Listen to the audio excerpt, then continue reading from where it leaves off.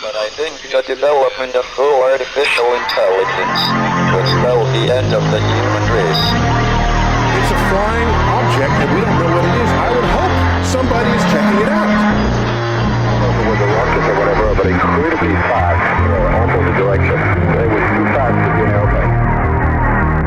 I'm glad the Pentagon is looking at this, because if it poses a threat, I want them on top of it. Well, the craft generates its own gravitational field. You said there's lights in the sky? The internet has become the command center for criminals and terrorists. 911, what's your emergency? I need help, please, please help! Aliens won't let it happen. You know, that's what we're instructed to say. Roswell, Area 51. Alien kept deep under the ground. 1, 0,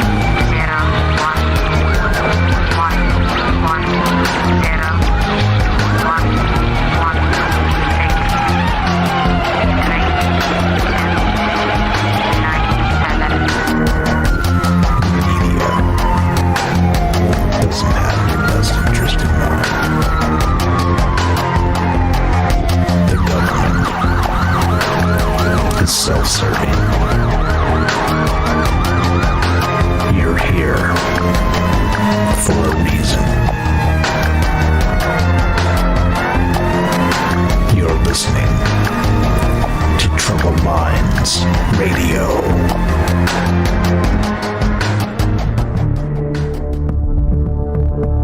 Broadcasting live from a secret bunker just off the extraterrestrial highway.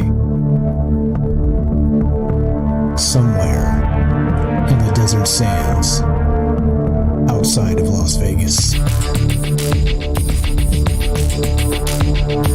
From somewhere in space-time, loosely labeled Generation X on planet Earth.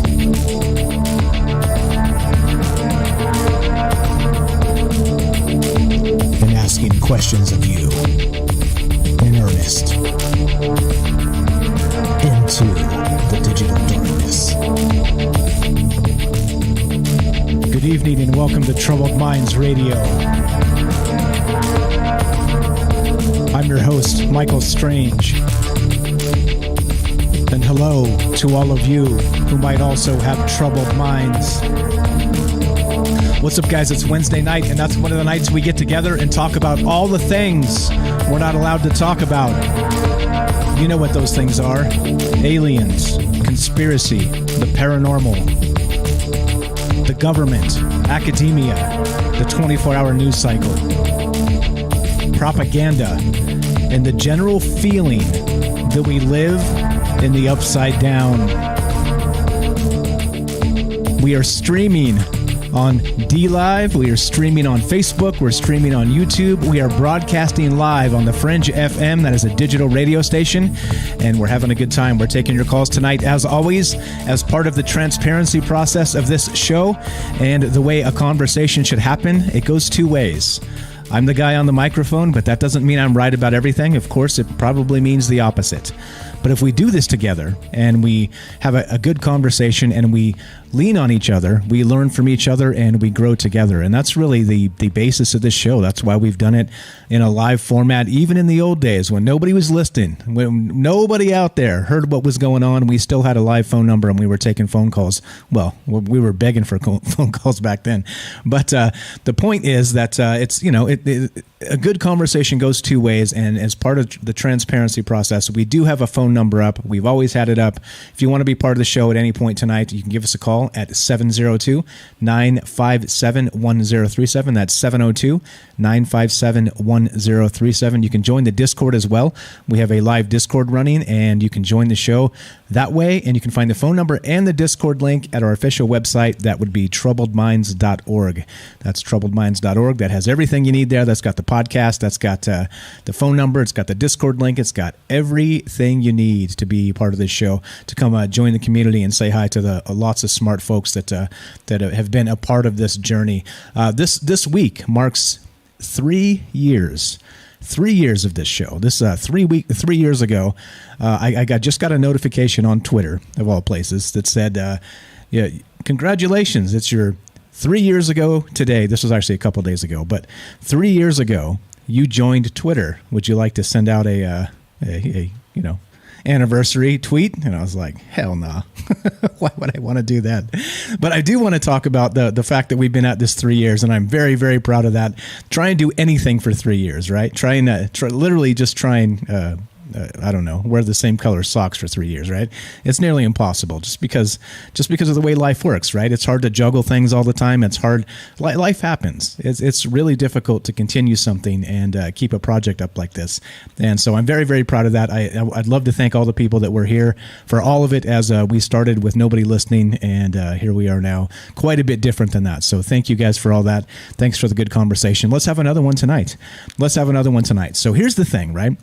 I was speaking of conversations, we were having a conversation a couple nights ago, and this was on the Fringe FM Discord. So if you guys have not joined the Fringe FM Discord, please do. Lots of smart people over there as well. You can go to fringe.fm/chat, and that will give you a direct invite to their Discord there. And I'm watching the chat there. I'm watching the chat on Facebook, watching the chat on DLive and YouTube and everywhere else. So if you're out there chatting, I'm reading it and we're talking about it. But the subject tonight goes back to that conversation that happened a couple nights back on the Fringe FM Discord. And we had some folks in there talking about animals and how the animals, dogs, cats, pets, these sorts of things have this bizarre sixth sense, right? And so it kind of got started from there and got me thinking a little bit. And I'd love to hear your stories tonight. If you guys think that animals, let's say, can see spirits, or do you think that they just have a sort of sixth sense that humans don't have because it's innate? It's like a natural thing. It's built into what they are and what they do, right? As everybody knows, dogs have that superior sense of smell and hearing, but they don't make dinner very well. So there's that. But that's what we're talking about tonight: the animals that have a sixth sense. And do you think there's anything a little more than scientific about it? Meaning that have you ever had a cat that sat there and stared at the corner, right, and just kind of pawed at the air, wondering what the heck was going on with this cat? But do you think they were seeing something that maybe had crossed over in the dimensional sense? You see what I'm saying? Were they very much like that movie? What's that movie? The I See Dead People. What's the name of that movie? It's been such a long time. I can't remember, but you guys know what I'm talking about. Can animals see dead people? Do they have this particular sixth sense that's not natural? And there's plenty of stories, plenty of evidence, kind of through the ages, where people have these stories and they've been talking about these things. We'll get into familiar spirits, guardian angels, some of that stuff tonight. Like there's a little bit of that kind of has some synchronicity to this topic. But so we're looking to hear from you, of course. Love to hear your stories on what you think about this topic. If you have any animals that have maybe in the past been able to 6 minute abs, I see in the chat, guys. But have you ever had any animals that were able to maybe sense things that you had not? So let's get into some of this and talk about this tonight. Again, looking to hear from you guys and your stories on this. 702-957-1037. That's 702-957-1037. I'm going to start with this. This is from ranker.com. And this is just kind of a generic list of animals that have a scientific type sixth sense, right? Meaning that they can do things that humans can't, of course, because they're animals. We all have our different skills and abilities, right? But here we go. Just a quick list to kind of round this out and start the conversation here, and see that there's lots of critters out there that can do some amazing things that humans would consider a sixth sense.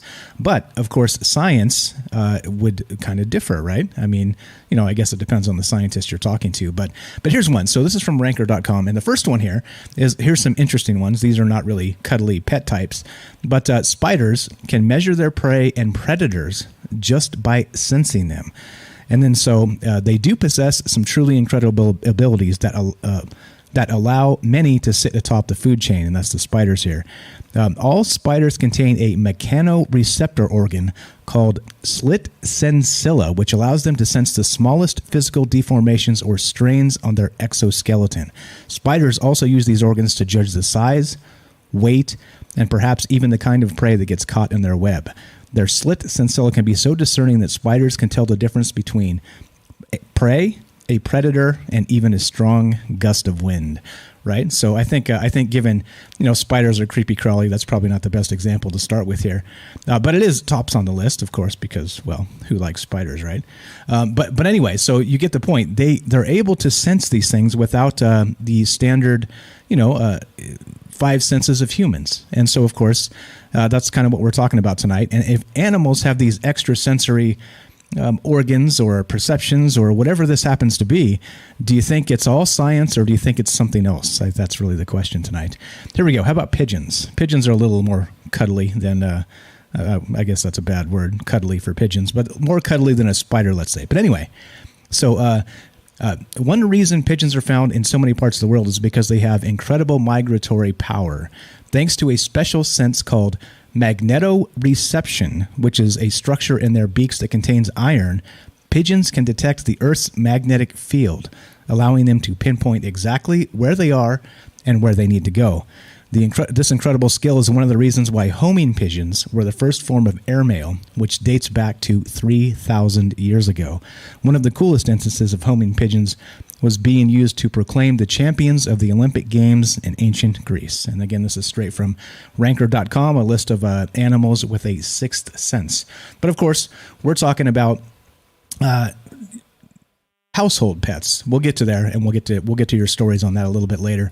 But that's the thing is, so as we see, science has really identified that animals all over the animal kingdom have different natural innate abilities. And the question really comes up as, because of this, is it a natural thing that it's been whispered for millennia, basically, that cats or dogs can see spirits? They can see dead people. They can see ghosts. Can they sense this electromagnetic spectrum, or is there something else going on here, right? That's really the question. Here's another one, and funny, Tim actually just said dolphin hive mind in the chat. Reading the chat, guys. What's up? I see you guys out there. So here's another one. The dolphin's incredible intelligence could be considered a sixth sense on its own, as they are possibly the smartest animals on the planet after humans. But their actual sixth sense is even more impressive. Dolphins use of echolocation allow these animals to pinpoint what is in the water with them, including friends and foes. Echolocation relies on producing high-pitched clicks and squeals that travel through the ocean and bounce off obstructions, returning to a receptor in the dolphin's head called a melon, M-E-L-O-N. Pretty good stuff, right? And this is, this list goes on and on and on. There's the pit vipers, and there's sharks and all kinds of things, right? And that's just to start, just kind of get this conversation going tonight. The animal kingdom is pretty incredible, and I think that we'd all admit that there's really, just science is amazing, and animals are amazing, and that's why we talk about these things, because sometimes there's a little more than meets the eye, right? So we've all heard of witches and their cat familiars, right? Like these types of things, and familiar spirits, which we'll get into in the second half here. We'll kind of get into some of this other stuff. But that's the question tonight.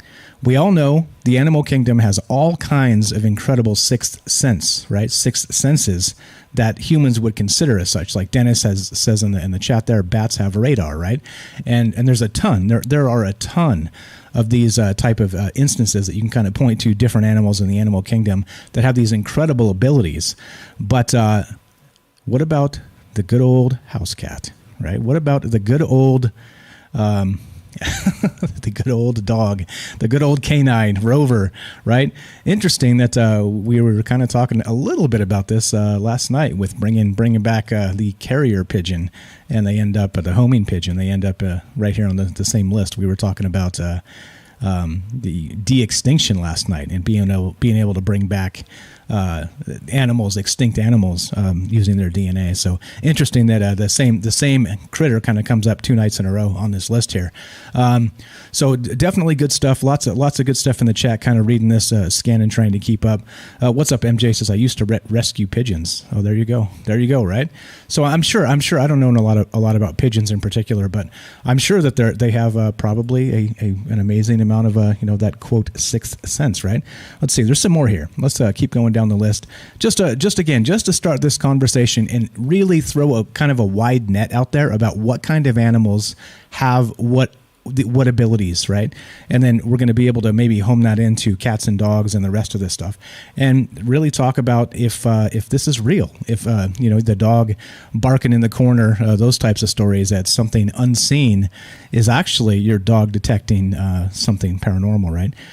Let's see. How about this one? A platypus can feel other animals' heartbeats, right? They have an electroreceptive sense within the skin of their duck-like bill that allows them to sense their prey when it comes near the platypus or its family. Scientists say platypuses can feel signals produced by other animals' heartbeat or nerves.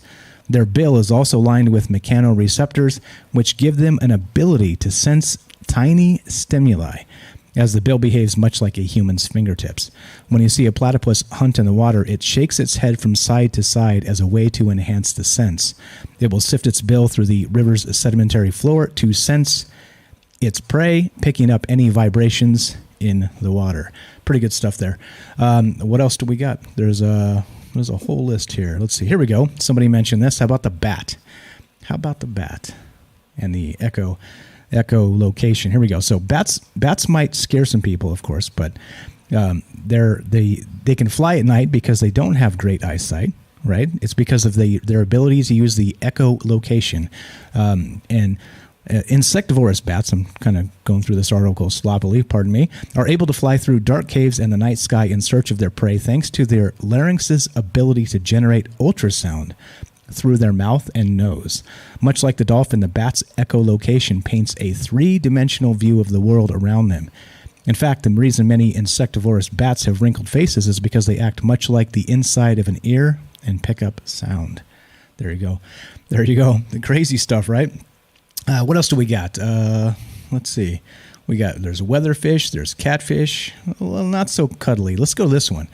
The North American possum's body can feel poison and kill it. How about that? I didn't know that. So the North American possum's most common defense mechanism is its ability to fake its own death, causing predators to lose interest. But what most people don't know is that the opossum has a few tricks up its sleeve. Opossums have one more incredible ability that allows them to literally cheat death. They're able to utilize a protein in their body called LTNF, making them immune to the venom of snakes, bees, and scorpions. Once venom is detected in the opossum's body, the protein actively seeks it out and works to neutralize it. Incredibly, the LTNF protein does not serve as a defense against venomous predators indigenous to that area. It can defend against venom found all over the world. Interesting stuff, right? So again, it kind of just taking it back to where we started here is, have any of you out there had a pet, current or past, that was able to actually sense things that didn't seem to be natural? I know some of you are sensitive out there, as it's called, sensitives or mediums or whatever you want to call it, right? It's been given lots of different names for people that can sense otherworldly things, right? And maybe that extrasensory perception for humans. But with the animals, cats, dogs, pets like this, have any of you actually had one and a story? And that's what we're looking for tonight. If you guys have had a story with this, love to hear from you. And we've got, I know we have one caller coming in just after the break here at the bottom of the hour. We got one coming in right now. But if you believe in this stuff, let me know. I'd love to hear if you guys empath, right? That's what Keith says. So there we go. All right. So we're going to go to We're going to go to Beechwood in Massachusetts. We're going to take this call in just a sec. But looking to hear from you guys tonight. Do you have any instances you can share with us why you think that animals may have a sixth sense? And not just that, the ability to maybe pierce the veil, as it's called, and see spirits or ghosts or any of these other things. So here we go. Let's go to Beechwood from Massachusetts. What's up, my friend? You're on Troubled Minds with Mike. How are you? Oh, I'm doing awesome. Love the topic. I love animals. I have several right now. Right now I have 2 dogs, 2 cats. And about maybe a year and a half ago, I had a 3rd dog I had to put down. She was old. But that was the one I had the personal experience with that I'll get into after I explain a few things. As far as animals having, a sixth sense, that word sixth sense, I think they might even have a 7th sense, maybe even an 8th sense. But animals and creatures in general have special abilities a lot of time that allow them to survive. Like bats use sonar. We know that. That's a great example. Dolphins do. Dolphins are able to shut down half their brain when they sleep. So they don't really sleep. They're kind of awake, kind of not. Largemouth bass have what's called a lateral line, which is an organ that goes through their body and it can sense movement, which is really cool. They still don't 100% understand how that lateral line works. But, I'm a big fisherman, so you study the biology of fish and you figure out where they go. And every creature has this special ability that, gears it to survival, especially with toxins and stuff. Some are more immune to toxins, but also, as humans, there's things that aren't toxic to us that are toxic to animals, and vice versa. And all that can be looked up. That's all real good science. But which you could talk about all day, and I would love to. But what I wanted to talk about was my dog Molly, who is gone, was a family dog. And when she was about 2 years old, my father passed away. And she was in an accident. He didn't come home. And after that, she turned mean. And she turned into a mean dog. She was nice to me, but she changed. And then he was cremated, my father. So after the funeral, everything happened, and then we got the urn back, and they delivered the urn, and they brought it in, and the dog would not go near it. Not go near it, growling at it, woofing, afraid of it. And every time we brought it in the kitchen, she would go in the other room and just wouldn't go near it, the tail between the legs. And, she's really happy. We treat our dogs like family. But a noticeable thing, everybody saw it. And, then we just, I don't know, my mother took it upstairs and put it somewhere. But she wouldn't go near the thing. And she loved my father. He was her favorite, as far as dogs. And, so, she definitely there was something about it, that freaked her out. Maybe she knew it was an urn and he was dead, but, we know dogs don't, not that they don't think, but the cognitive thinking like we do. We know that they have emotion. I know that animals have emotion. But I do think they're able to see and sense things that are more paranormal as opposed to real. Like this reality. I don't use the term real loosely. But, a dog can sense a human's blood pressure. A dog can sense a lot of things about humans. Humans also release pheromones. When you're scared, you actually release a scent that I think people might even be able to pick up on it too, because they say that's how attraction works. But animals can smell fear without a doubt. And when they do, that's a lot of times when they... If you've ever seen a dog that knows someone's scared of them and he just keeps, barking. And so that's there. I have cats too, but the cats aren't my thing. I'm a dog guy. I like them, but a lot of people don't blame you. Hey, can you hang on? Hang on. I want to hear the rest of the story. Can you hold on for just after the break? We have another call coming right after you as well. Hold tight, okay? We'll get right back to you, okay, Beechwood? Yep, no problem. All right, cool. Be right with you. This is Troubled Minds. I'm Michael Strange. We're talking about animals. Do they have a sixth sense? Are they able to determine somehow what's happening in the paranormal world? That's the topic tonight. That's the discussion. This is Troubled Minds. I'm Michael Strange. Don't go anywhere. Be right back with more.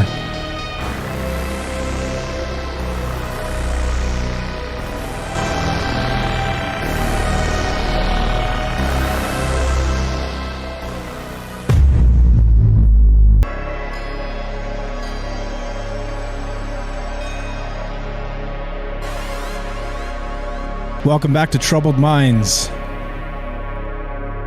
We are streaming on Facebook, YouTube, and DLive. We are broadcasting live on the Fringe FM. Tonight, we are talking about animals that may or may not have a sixth sense. Do you think ordinary house pets have the ability to pierce the veil and see through to the other side? Looking to hear from you tonight. If you want to be part of the show, 702-957-1037. That's 702-957-1037. We've got a caller on the line. Let's go back to Beechwood. We're talking about pets and their sixth sense. What's up, Beechwood? Thanks for hanging out and waiting. Welcome back to the show. No problem. No problem. And, all right. Well, I was going to finish this story up. As far as the scientific world, look into animals. They do amazing things, and it's all recorded. It's really cool what animals can do. You can spend all day talking about the differences, but I was going to try to focus more on like the paranormal and with my experience and other things I also noticed. Now, with that dog Molly that I spoke about earlier that wouldn't go near the urn, when she got old right before she died, she was like, she was old. She was 13 and a half. And the cat, sensed it. And they liked each other, but the last couple days that she was alive, they slept together. The cat wouldn't leave her side. And I have a very strong connection with animals. I find it amazing that animals do experience love as an emotion.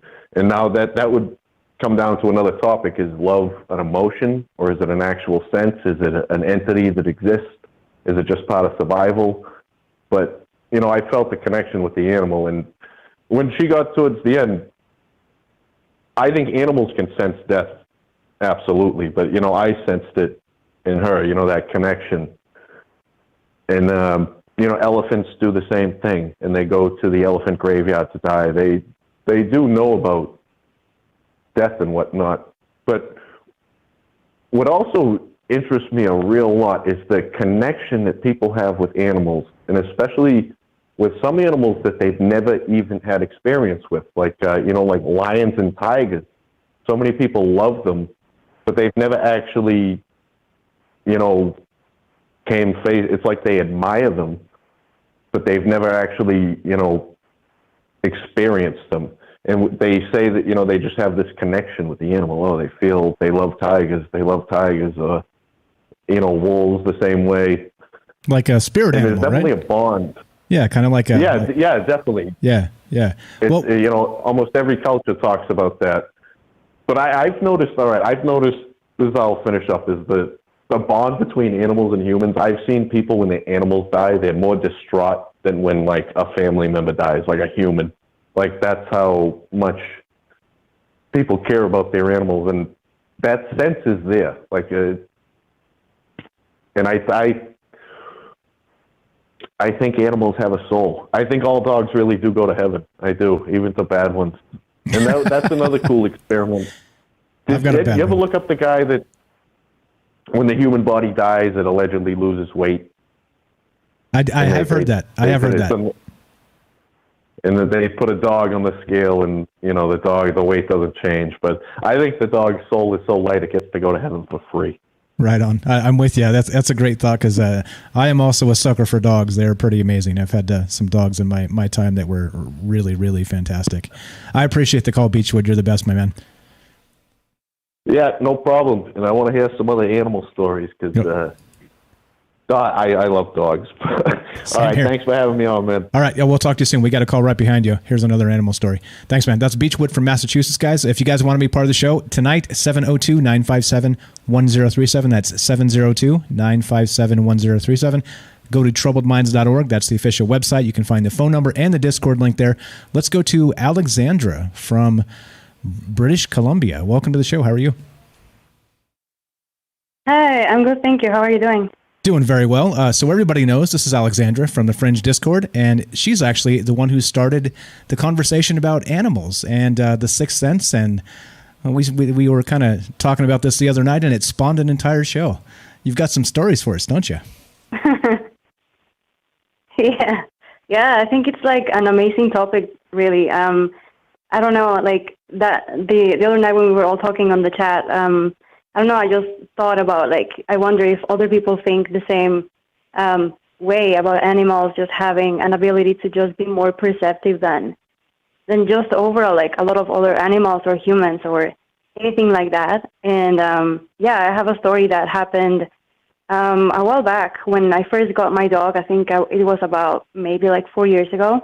And I think that's the thing that first demonstrated to me that definitely there's something more to what we all perceive here on planet Earth. And yeah, it was pretty crazy. So what happened is, so we got my dog, and every morning my sister would take him downstairs to the living room, and she would just stay there to chill with him for a little bit while everybody was still asleep. And so it all started when first my dog would just randomly get up from like a really, really deep sleep. And he would just run off to the door of the kitchen, and he would just stand there and just bark like crazy for no reason at all. So he started doing that like a couple of times, different days. But like the craziest one, and like the one that was just like, whoa, like this definitely, there has to be something here, was when one of those days he eventually got up, he again ran to the door, started barking like crazy. And then he just kept barking and barking. And then out of absolutely nowhere, for no reason, because there was nobody else there, like the only one that was there was my sister and the dog. And so the dog, after barking like crazy, he basically just lowered his head, put his tail underneath his legs, and then he stops barking, and he just gets really submissive, if you could say, and he backs up. And he stopped barking for no reason. And I was like, what the hell? Because I didn't see this. Like, my sister showed this to me in a video. She recorded on her phone. And, the video is still there somewhere. But it was just amazing and shocking because, I mean, there was no explanation. We were like, what the hell? We looked at the video, thousands of times because we're like, okay, what if there was, a reflection on, I don't know, on the door or something, because it's like a glass door, or something like that. But there was nothing on the other side, nothing that moved, nothing that would have caused the dog to bow down and back up and stop barking. It was just crazy. And after that, I mean, I don't know. That was just what other proof do you want about, dogs having a sixth sense? To me, that was pretty crazy. Yeah. So in your house, actually, was there any other did you have a spiritual activity or anything like this that would kind of maybe he was sensing something, or was something passing through maybe that he kind of picked up that kind of came and went? Do you have any idea about that? Yeah, for sure. Actually, throughout my life, I've had many experiences like that. The crazy thing, though, I have to say this, is that I had just moved back from Montreal back to Vancouver. And the crazy thing is that a lot of crazy things had been happening to me over in Montreal. And when I came to Vancouver, a lot of weird things started happening here. Well, before I was here, in my home, things weren't happening. And so everybody was kind of teasing me, haha, you kind of brought something from Montreal over here. I'm like, oh, I really hope I didn't. But I was like, maybe, because after I came back, a lot of weird things started happening. Not bad things, but just really random things I don't know, I have pretty crazy stories, but they're not very related to the animal one. But yeah, there was a bit of just paranormal activity, I guess you could say, around where I am. So yeah, I don't know. It was just very intense and very weird. And he was a puppy back then, my dog. So there were other times that, again, like even now, like if I leave him in the room with me and I'm like in my computer, and I look over him and I'm like, what's he doing? And he's just looking at my closet. My closet is closed. I'm like, what are you even looking at? And then I like turn around. I keep going on my computer, turn around again, and he's still looking at the closet. And he's been doing this for like many times, and I have no idea what he's looking at, right? So it's just weird. It's just bizarre. And I really wish I could see and sense whatever he is sensing, because there's definitely something. I don't know. Yeah, something there. So the reason I ask is just because if you are sensitive and you can pick these things up yourself, then you have a better idea of maybe the things that he's sensing, right? So like me, I can't sense any of these things. Like I could probably have a haunted house and not even know because I'm just a knucklehead, right? But some people like instantly know. Like you know, some people can walk into a house and just be like, something's not right in this house, you know. So that's just not me. But that's why I asked, because it is related. Yeah. So if you have actual paranormal things happening, and your dog is kind of staring at nothing and freaking out and barking and being submissive like that, kind of it really does make you wonder, right? How about cats? Do you have a cat or had any experience with that at all? No, I don't have a cat, but I wouldn't doubt that cats do exactly the same thing. And I wonder if maybe even more just because cats, you know, have like this mystical appeal to them, and like they're perceived as that way anyway in like culture anyways. So I would love to see a cat reacting that way as well, just because it would be very interesting. And I actually wonder, you know, if there could be a way to sort of measure these kind of experiences, because, you know, like there's so many scientific experiments on like, okay, dogs of course have the five senses that are super intense, right, compared to humans and things like that. But I wonder if there's ever been any study regarding dogs' sixth sense with the paranormal. And actually I was trying to look it up. I was trying to see if I could find something. And I can't really find it because I don't really know if it's even like measurable in that sense with science, right? So I just wonder if there's any sort of like anybody out there that has done any like scientific study regarding this. Would be super interesting.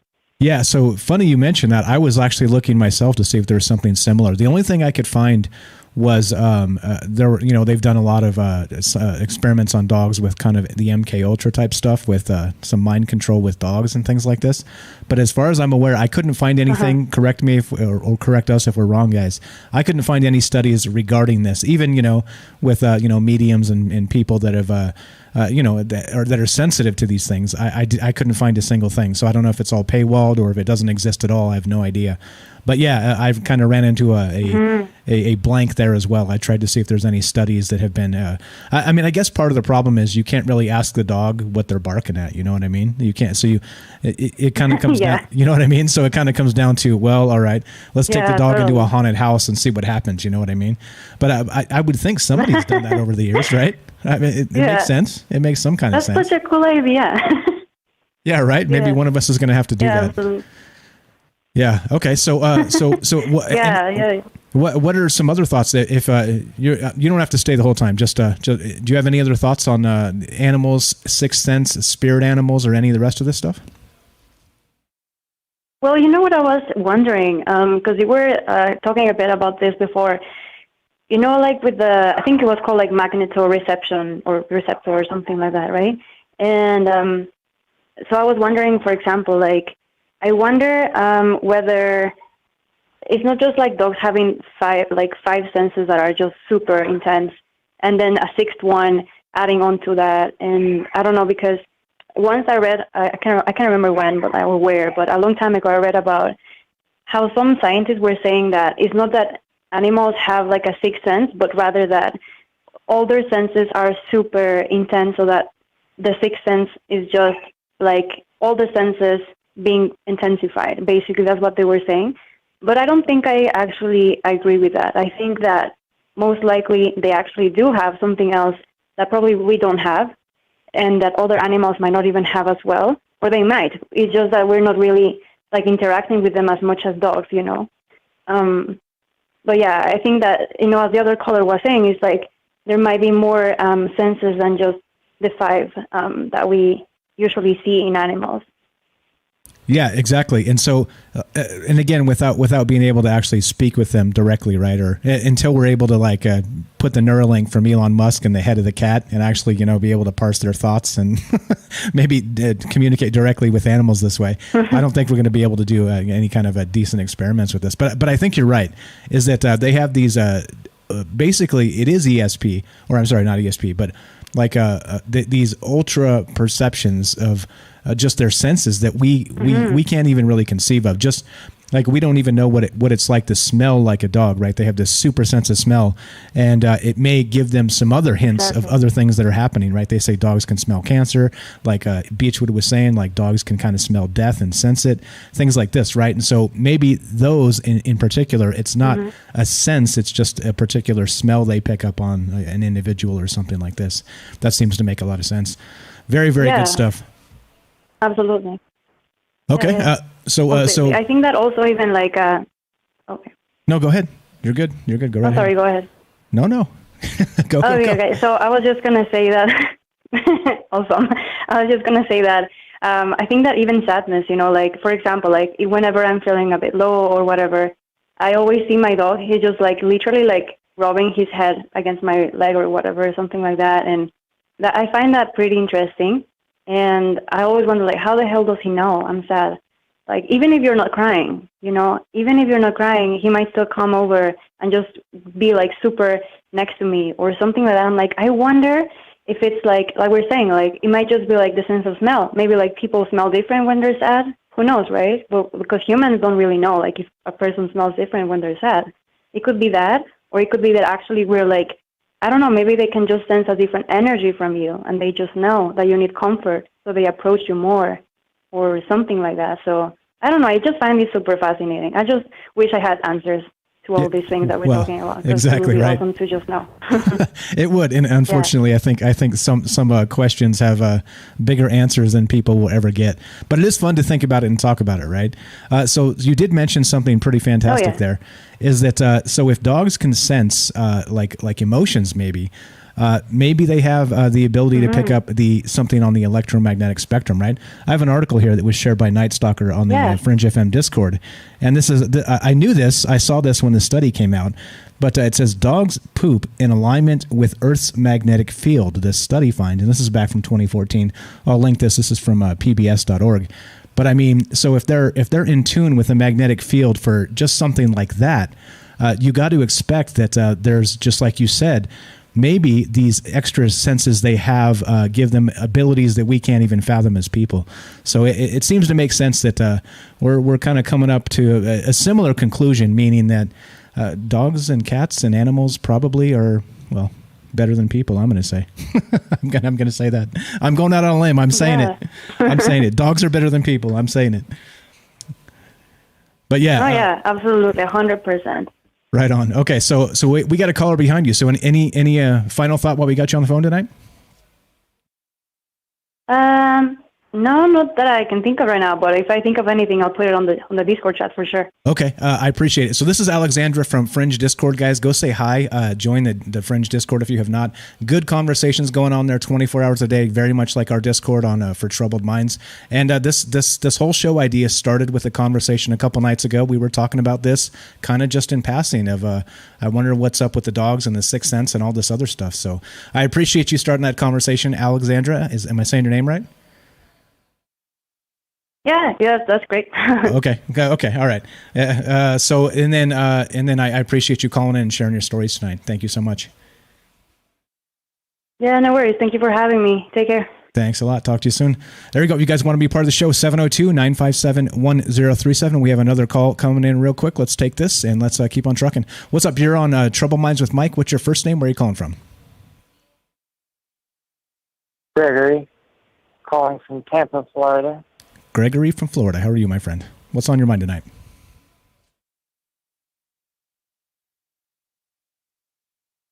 Hello? The show has been very interesting so far.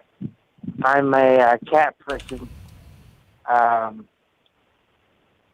now, I share my house with 9 cats, and they're all indoor. and they're good at looking at things that I can't see. And I am sensitive, empath. So there's a lot of things I do see that other people don't. But cats all tend to be very attentive to things like that. They're also very attentive to my state of being. If I'm sick, I have migraine issues.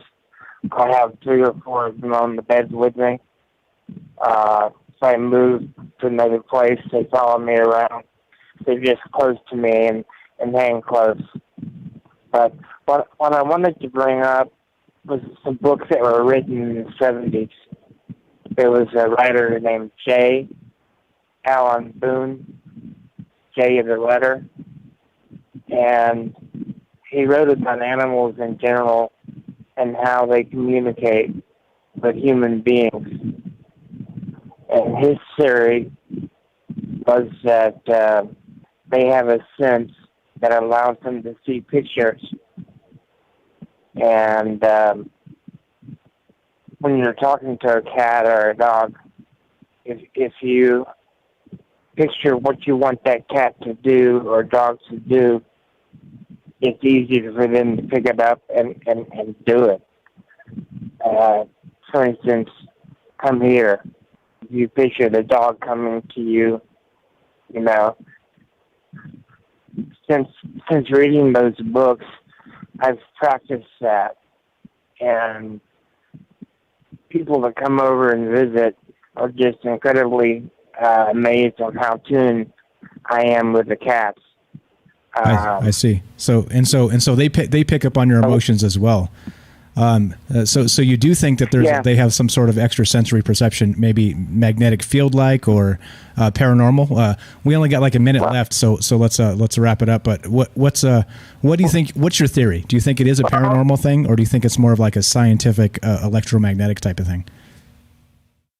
I don't think there's a difference in this case. I think we think it's paranormal. It's one of these things that the writer said it was scientific. It's paranormal because we don't understand it. But I have tons of cat stories. I'll have to call you back sometime. Okay, sure. The show has been very interesting tonight. I decided to finally get brave enough to call in. I appreciate you getting brave enough to call into this show. It does make the world go round for me, and there's lots of people out there that need to hear these type of stories because it is underrated. Like Alexandra says in the Discord there, this is an underrated topic, and I think it needs to be brought out more. Thank you so much for the call tonight. Thanks for being brave and sharing your stories. We'll talk to you soon. Okay, have a fantastic night, and thank you for listening. Okay. All right. Thank you so much. There you go. That's Gregory from Tampa. And this is the deal, guys. We're talking about animals and the sixth sense, right? Is this a real thing, or is this something that is just, an old wives' tale? Is it, phony? Something that's made up? Or do you have a story to share? This is Troubled Minds. I'm Mike. We're talking about animals and sixth senses. Do you think they can sense spirits and things like this? Do you think they're in a greater... Let's see, how do you say this better? Do you think they're in tune with the world more in depth than people? I think that's really the question here tonight. Do you believe this is real, or do you believe this is fake? Love to hear from you. 702-957-1037. That's 702-957-1037. Don't go anywhere. More Animals and Sixth Sense after the break. Be right back.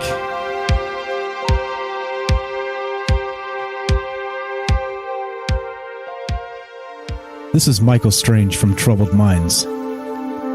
Did you hear that scientists recently discovered radio waves coming from Proxima Centauri? Well, I cannot confirm nor deny. We are broadcasting from that neck of the woods. You are listening to KTLK, The Fringe FM. I wish none of this had happened. So do all who live to see such times, but that is not for them to decide. All we have to decide is what to do with the time that is given to us.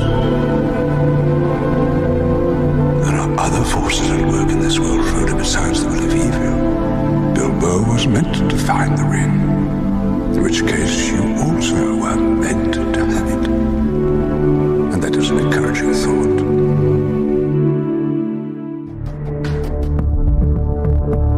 Broadcasting live from a secret bunker just off the extraterrestrial highway.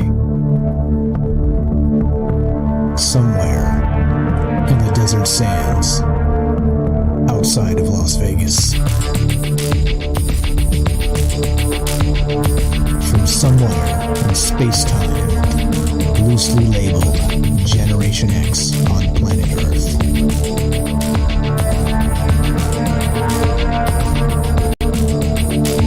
And asking questions of you in earnest into the digital darkness. Good evening and welcome to Troubled Minds Radio. I'm your host, Michael Strange. And hello to all of you who might also have troubled minds. What's up, guys? It's Wednesday night, and this is the show where we get together and talk about all the things we're not allowed to talk about. You know what they are. Aliens, conspiracy, the paranormal, the government, academia, the 24-hour news cycle, propaganda, and the general feeling that we live in the upside down.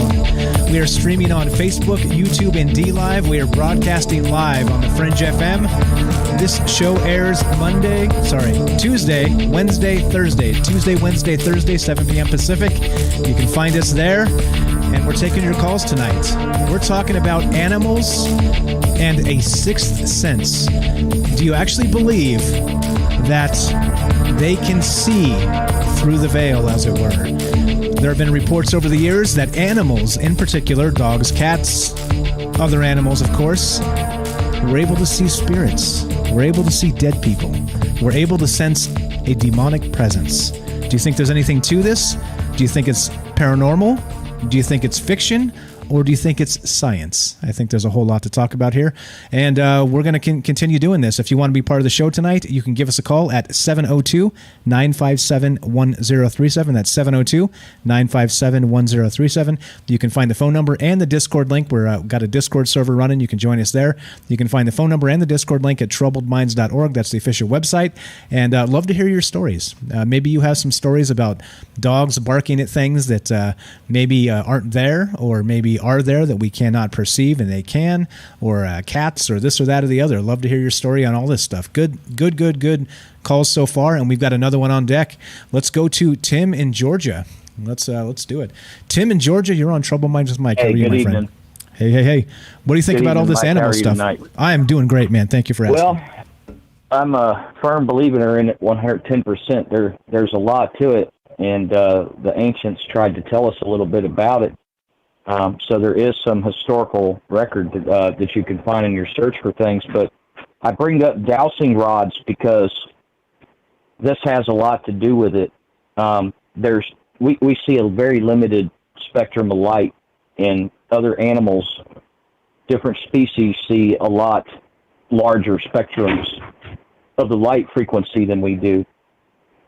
And there's a variance between frequencies, and sometimes they clash, and you get a kickback. On a CB, we call it squelch. In radio, you get that squelchy feedback. Well, the same thing can happen between living organisms that are plugged into a grid, and we're plugged into one big grid. And there's nexus points and ley lines in that grid.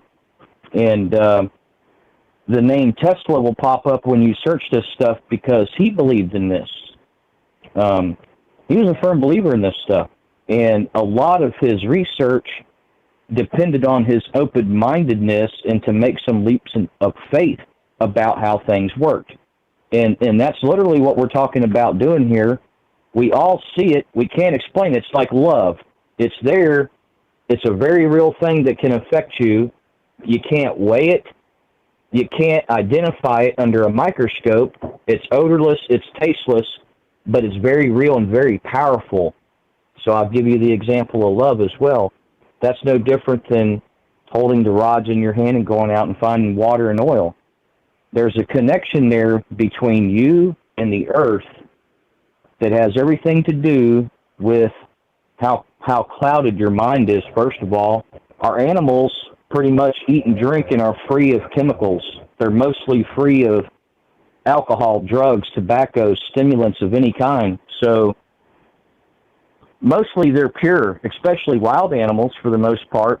And so they're very in tune with this relationship between us and Mother Earth and how this all functions together, the symbiotic circle of life. So that's kind of my take on it, and there's a lot of good information. The callers tonight, too, have been great, Mike. It's been some really, really good callers bring up things that I've experienced myself, things that I have felt and kind of had some of those thoughts, but never really said too much because you don't want to be labeled, hey, that dude's freaking nuts. But when you hear other people call in and talk about it, it really does make a difference because you understand that, hey, this is not just stuff we're reading about that people are trying to make a buck on. Like so many other things out there, there's people that this is heartfelt what they have to say. That should paint a different picture if you're a skeptic. I think the skeptics can no longer be skeptical anymore and doubt a lot of things, given the times we live in today, especially. Yeah, I think the term skeptic really is kind of like a dirty word to me. It's kind of like just saying it is. Yeah, right. It's kind of just saying that you just don't believe anything you can't explain. You don't believe anything that's not in a science book. And that right there is kind of a bizarre religion. It's the same way if you want to be kind of obtuse about religion or anything else. Almost like it's done on purpose or something. Almost like it's done on purpose that way. So the conversations don't move forward. It's like, hey, we don't want anybody to know anything beyond this point because there may be something better and we don't want you to have that or be a part of it. And that's kind of the feeling I get when you get into studying a lot of this stuff. Somebody somewhere knows more than we all do about it, I'm sure. Somebody in the think tank underground somewhere, the Bob Lazars of the world, and I believe him. I believe what he's got to say, not to get off subject, but so when I hear these people describe their experiences with their own pets, and my pets are like children, they're family members, and listening to the other callers, our hearts are in the right places, man, and that's part of our humanity, to be like that. And when animals that I have, when my pets get around people, if they don't like them, I don't like them. Yeah, they can detect bad people. Yeah, totally, dude. They can tell when somebody's got an ulterior motive or maybe wanting to hurt you. They can sense it. Yeah. And I honestly believe that, man. Yeah. I've had some of my cats that like to go with me fishing. They'll run up ahead of the trail, and they'll come back, and they'll pause with their tail up and their hair standing up, and I know something's not right. 9 times out of 10, it's a snake on the trail. And they're letting me know, hey, just up ahead, be careful, there's a snake. And they have helped me avoid stepping on them in this swamp out here so many times, it's not even funny. So they really have kept me out of danger more times than I can count. Same thing with my brother. And it's usually not our dogs that do that. It's usually our cats.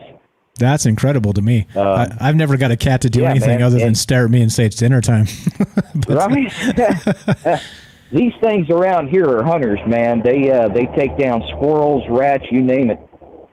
We have a garden out here every year, so there's plenty of rodents and pests for them to sharpen their claws on, and they go for it. Yeah, that is definitely good stuff. So you think there's something to this, right? They're definitely. I mean, there's that bond clearly they have with they have the bond with people, but then they have these extrasensory perceptions that allow them to you pointed out snakes on a trail is one thing, right? But then another thing entirely is, do you think they have an ability to maybe see through, like you said, they have maybe the electromagnetic spectrum, the different light spectrums. They probably have senses that we can't even measure to really understand in some cases, right? We try and get estimations based on what they can see and can't see. But yeah, go ahead. And you brought up, I want to talk about dowsing rods. You brought that up. So go right ahead, sir. I Mike, that you hit the nail on the head. There's some things there, they're real. They're very real. Nobody will convince me otherwise. And we haven't figured out a way to measure some of it yet. That's all it is. And I don't think we need any ancient alien to help us out either. I think mankind's a lot smarter than what we give ourselves credit for. I honestly do, brother. I really do. Look at the Chuck Yeagers of the world and the astonishing things people have done that are real world things. And we don't give our pets and animals enough credit either. They lower your heart rate. Picking up your cat when you're upset and petting your cat lowers your heart rate. Studies have proven that from the American Medical Association and stuff out there.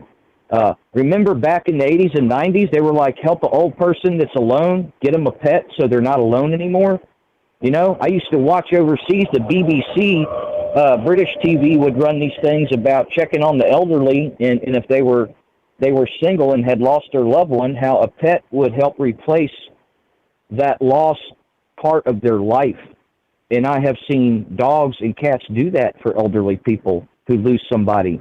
It replaces something in their life that they had, and it's not an exact substitute, but it improves their life longevity and gives them another reason to live. Yeah, purpose. And I've seen that work for people. Yeah, it gives them purpose. Yep, that makes sense. Prime example. Go ahead. Yep. Okay, I thought you had a prime example preface, not a prime example of what you just said. I misunderstood. Okay, so back to the dowsing rods though. So if many people don't know, in the old days they called it witching, right? And you'd have like this stick, right? Yeah. And it was like kind of shaped like a wishbone, right? And you'd hold the two ends of the handle, right, and then have like the point. And there was a technique, right? Whether it's science or not, I think science has basically poo-pooed it. But people were actually able to witch out a well in the ground, where to dig wells by using this stick and kind of sensing the vibrations of whatever, like that electromagnetic whatever was happening in the world around them, and be able to literally sniff out through the air in this stick where to dig a well. And that's still happening. My grandmother said that when they dug their well up in the mountains, when they had their house there and they built it and put it all together, she said that they hired somebody to come witch the well to find out where to dig it. And they did. And sure enough, it was legit. It was legit. That used to be very big in the South down here. You get an old feller and he would have 2 copper rods. Guy come out from the well company, and they would douse until they hit a spot. And, some of them old-timers were right 99% of the time. Uncannily. But here's what they know that you might not know, though. They probably got a copy of a hydrographic survey that shows them where the water tables are at and how far they got to go to hit your water table. So before they ever get to your house, and we had stuff like that goes back 100-plus years. But now, there was a television show not too long ago on History Channel about them drilling for oil a few years back, and it was real big. They were doing it all over Pennsylvania, going to private property owners, and the one guy on there used dowsing rods, and, I guess it was a toss-up, so you can't call that scientific, really. Nothing measured, really. There's no scientific method process done. It's a TV show, but what you kind of gather from it is the guy explained as he's walking along different things that he's looking for, whether there's trees there, the gap between the trees, the color of the grass between the trees tells him if there's water, how hydrated the soil is. And those copper rods react to the amount of hydration in the soil because it's conductive to grounding out electricity. Like here, I'm practically in the swamp. I have to have these huge grounding rods driven in by my power pole that are probably 30 feet longer than most of the rest of the people in the country, simply because it stays soggier and wetter here. And if I didn't do that, every time I would go to turn my faucet on in the house, I'd probably get electrocuted, you know, if I just went a couple feet in the ground with the grounding rods. So there's some scientific relations there. Tesla's tower was going to be built over an underground river, and it worked off the principle of the same thing as those copper dowsing rods, and, you know, reacting to the water in the ground, because as water's moving, or it's there's some electrical properties to it. It amasses some electrical properties. Walter Russell, who was like a genius in his own right, wrote about a lot of this stuff. There's a matter of fact, there's a Facebook page, a group called the Walter Russell Think Tank, and if you're interested in a lot of that stuff, it's a place where people discuss a lot of the, you know, a lot of stuff like that. And you might be interested in checking that out. But Walter Russell wrote stuff on it a long time ago that's very interesting along the lines of some of these subjects, and that's what gave me the curiosity to learn more about it, coming across some of his work. Yeah, interesting. The world we live in, right? So many things that kind of unexplored, really untested, and and that's kind of really one of the main premise of this show for a very long time is we kind of just don't know jack about the world we live in. I mean, you know, we're doing our best in the science and all this, and people trying to figure these things out. But I mean, given like the amount of things that are out there and are real and are happening, many of these things we still can't explain. Like ley lines is one of them, right? I mean, the electromagnetic field and some of the things it does, we can't really measure exactly what the heck is going on with this. And yeah, I mean, it all kind of fits together when you're talking about, you know, science and the paranormal. It's weird that it's kind of the same thing. It's just one has been measured and the other hasn't yet, right? It really is the same thing. Remember, Mike, you covered Tesla, you know, the monkey using that neural link to play the video game. Yeah. When I first heard the news of that, I was horrified, and I'll tell you why. I think I'm old-fashioned in the way I think sometimes, but here's why. That's a horror to me, because if they can do that, they can do anything, and they don't need you anymore.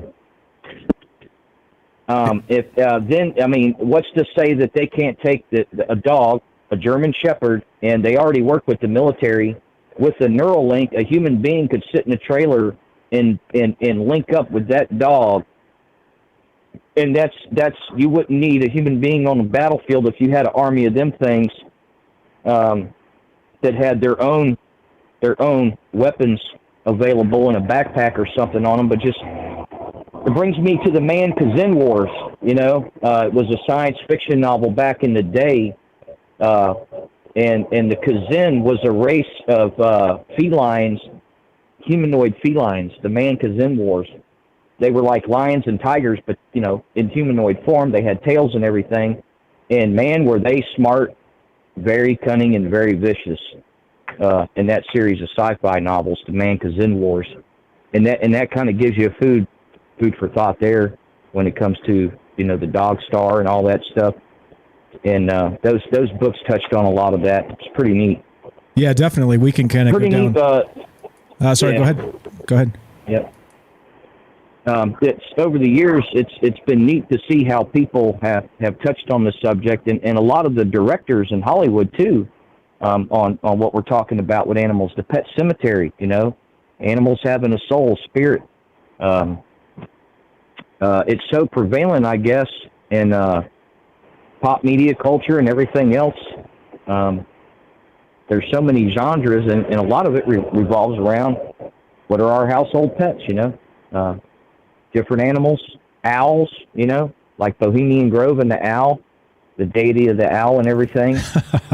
I just seen something in the press the other day about the bat. Think about it, the bat. Yeah. Yeah, there's a. I'm trying to think. When has a bat been in the news recently? I'm not going to say it. I'm not going to say man. it. Exactly. I'm not going to say it. Just like with the Bohemian Grove thing that popped up the other day, and this lady, you know, they're talking about some of the stuff going on there. This lady reporter and everything, and it's like, where's everybody been for 30 years, man? 40 years on some of this stuff. And I'm watching this report. Somebody had shared it with me on Facebook, and I thought it was great. And it's like, wow, man, things come full circle. And here I've been called an absolute lunatic and conspiracy theory for even bringing up the name of the place. Oh, I don't think that place exists. Yeah, well, you know. Yeah, exactly. It's Tim, funny. Are you sure they pray to owls there? I'm positive, baby. Positive. I think you're crazy. Well, here we are, like years later. I get a message in the middle of the night, and he's like, "Hey, man, I just got to say, dude, I seen that thing you shared on your Facebook. And this is an old friend of mine." And he said, "Man, holy cow, dude. Like, so some of that other crap you told me that scared me to death back then, that shit real too." I'm like, it's really real. We're all going to die real soon. Real. You don't worry. Relax, pal. It is real. So hopefully he was biting his fingernails. Yeah, you know? yeah. I mean, and that's the thing, right? So that's why they need people like us, man. They need people like us pointing these things out and saying, "Hey, this is still here. This hasn't gone anywhere." Tim, you are the best. We're coming up on a break here. I'm gonna let you go. I appreciate the call. You have fantastic insight, fantastic takes as always. It's always a pleasure to speak with you. Have a great night. You too. Thanks, Mike. Thanks, Tim. That's if anybody wants to follow Tim, I actually link him in the show notes now. If you guys want to, he contributes to the show so much. He's calling in a lot more these days, which again I appreciate. That's the whole reason of doing this show, guys. Just the whole reason we always started this is to have a conversation with you. I could pull up web pages and kind of yammer on like a substitute teacher, right? It's just a lot less fun than hearing what you guys believe about this stuff because it's a two-way conversation. And if anybody wants to follow Tim, he's got a D-Live account. It's called Tinfoil Timothy. I believe it's Tinfoil. I'll find the link and I'll share it in the chat. But please go follow Tim. He was streaming live last night after the show. Actually, I went and hung out with him for just a little bit. But do check it out. I'll put the link in all the notes and everything. But thank you, Tim from Georgia. John from Facebook Jail. We're going to get to you right after the break. Hang tight, okay? I see you there in Discord. If you guys want to be on the show, it's easy. We're talking about animals tonight. We're talking about the sixth sense that they may or may not have. What do you believe? Do you believe in the science? Do you believe that there's something paranormal to this? Do you believe that animals in general are more in tune with the world around us than people? I guess that's the question tonight. And love to hear your stories. People have pets all over the place out there, multiple pets even, and they probably have stories where, like we had Alexandra call in from British Columbia saying that she's had paranormal instances, and her dog seems to pick them up and bark at invisible things in her house. And right. I know you guys have stories like that out there. Looking to hear from you tonight. You want to be part of the show? You know what to do. Phone number's up on the stream, 702-957-1037. That's 702-957-1037. You can click the Discord link at troubledminds.org. That's the official website, and we're just here kicking it. We're here talking about all the things we love to talk about, which is, of course, all the things they don't cover in the mainstream news. And tonight that happens to be animals. Animals in the sixth sense. Do you think it's a real thing? Do you think it's part science? Do you think there's anything paranormal about it? Again, I don't have answers to these things. This is not the answers show. This is the question show. And I'd love to hear from you guys tonight. You want to be part of it? One more time, 702-957-1037. That's 702-957-1037. I'm Michael Strange. This is Troubled Minds. And we got one more segment on The Fringe coming up, 30 more minutes, so we've got time for you. We've got John from Facebook Jail coming up right after the break, and your call. TroubledMinds.org, phone number, Discord is there. Talk to you in a second. Don't go anywhere. We'll be right back with more after the break.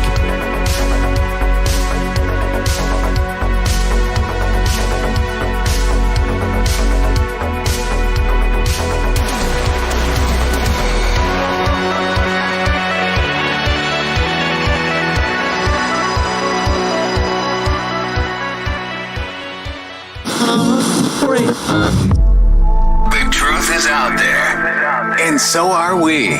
KTLK, digital broadcasting, The Fringe FM.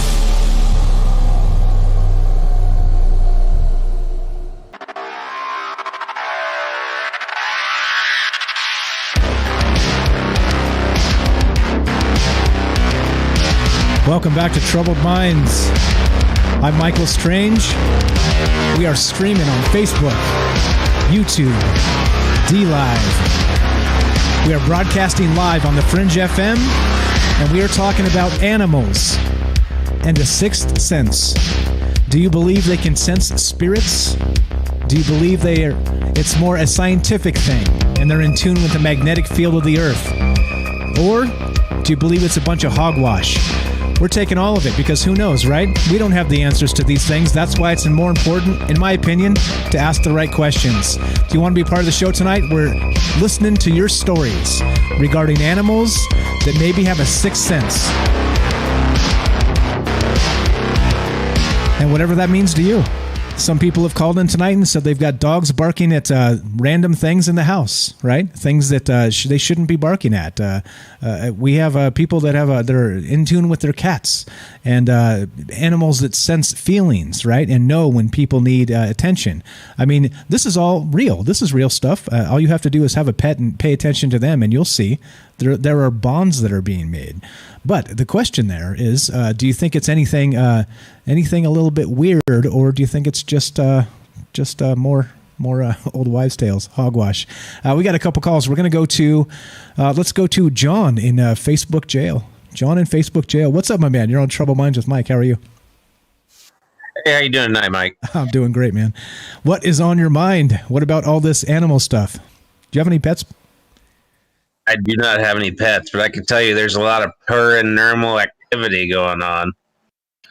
I just thought it was funny. Anyways. I got you. It felt flatter than my voice when I sing, but it's okay. All right. Anyways. I'm laughing. Yeah, no, I appreciate you laughing. Everyone else is laughing at me. It's all right, though. My wife was actually listening to the show today, and she goes, "Well, John, everyone knows that cats have superpowers, so that show's not important." And I was like, "Oh, okay, well, exactly. Thanks, babe. Supportive." Exactly. But yeah, okay. So do you think there's something to it? Do you think again the magnetic field, or you think they're just kind of like empaths, maybe natural empaths, or do you think that's a bunch of hogwash? I'm open to all those things. What do you think?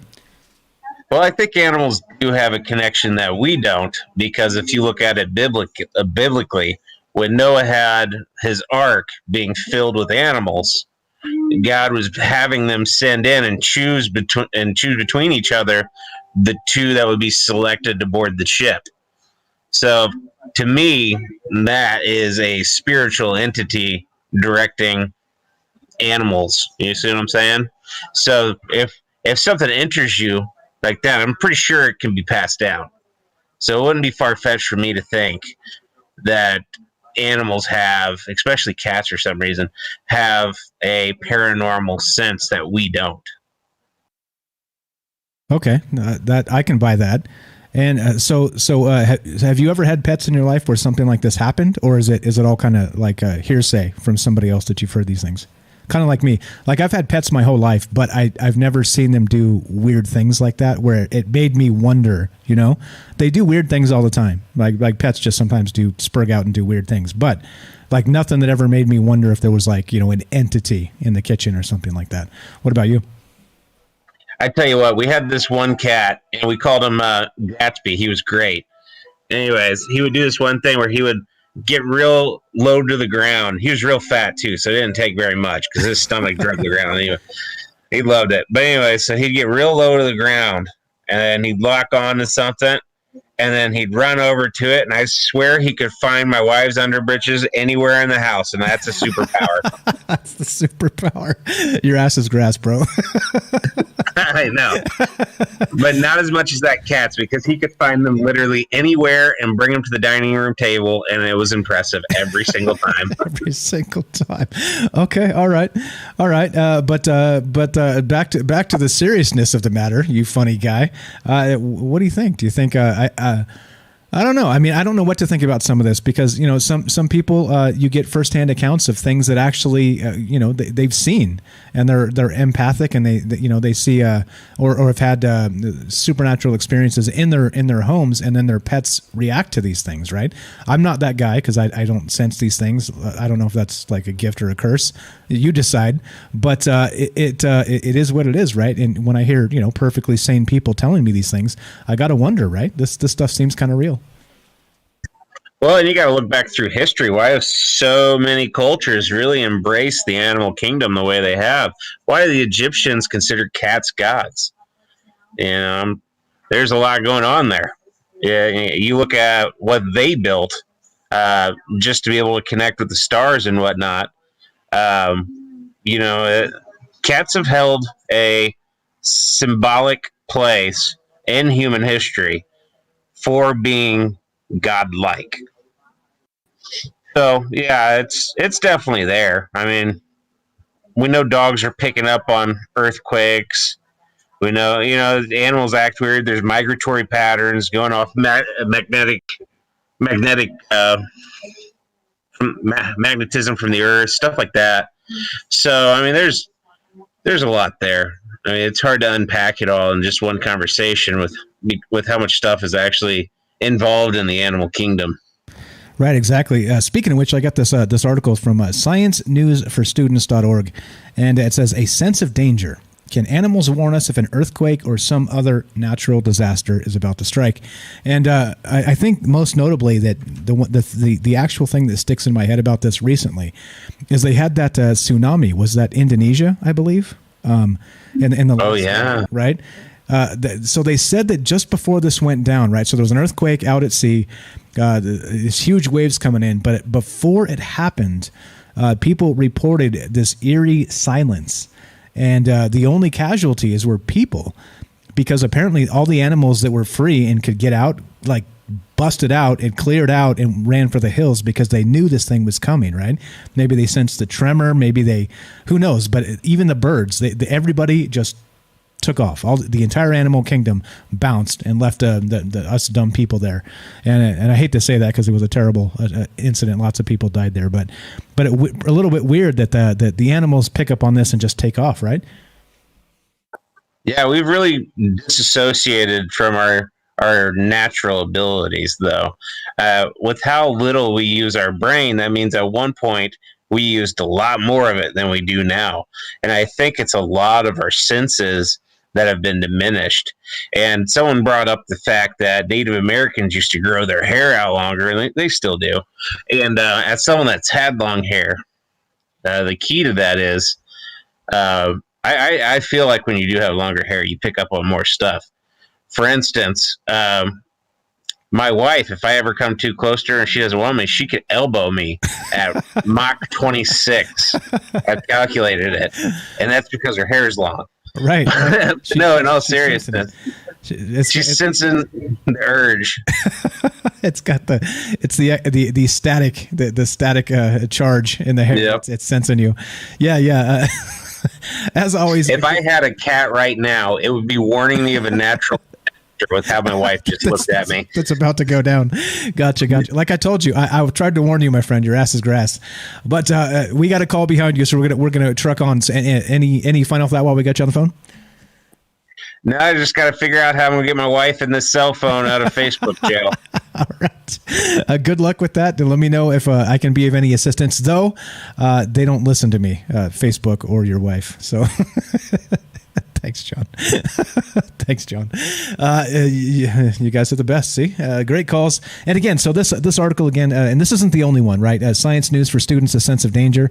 So animals do amazing things. Birds migrate immense distances. Whales communicate across vast oceans. Honeybees remember familiar flowers. Crows can turn sticks into tools. Dogs sense when their owners are coming home. Elephants can imitate sounds. Monkeys do simple math. Apes make artwork. Can animals warn us if a natural disaster is about to strike?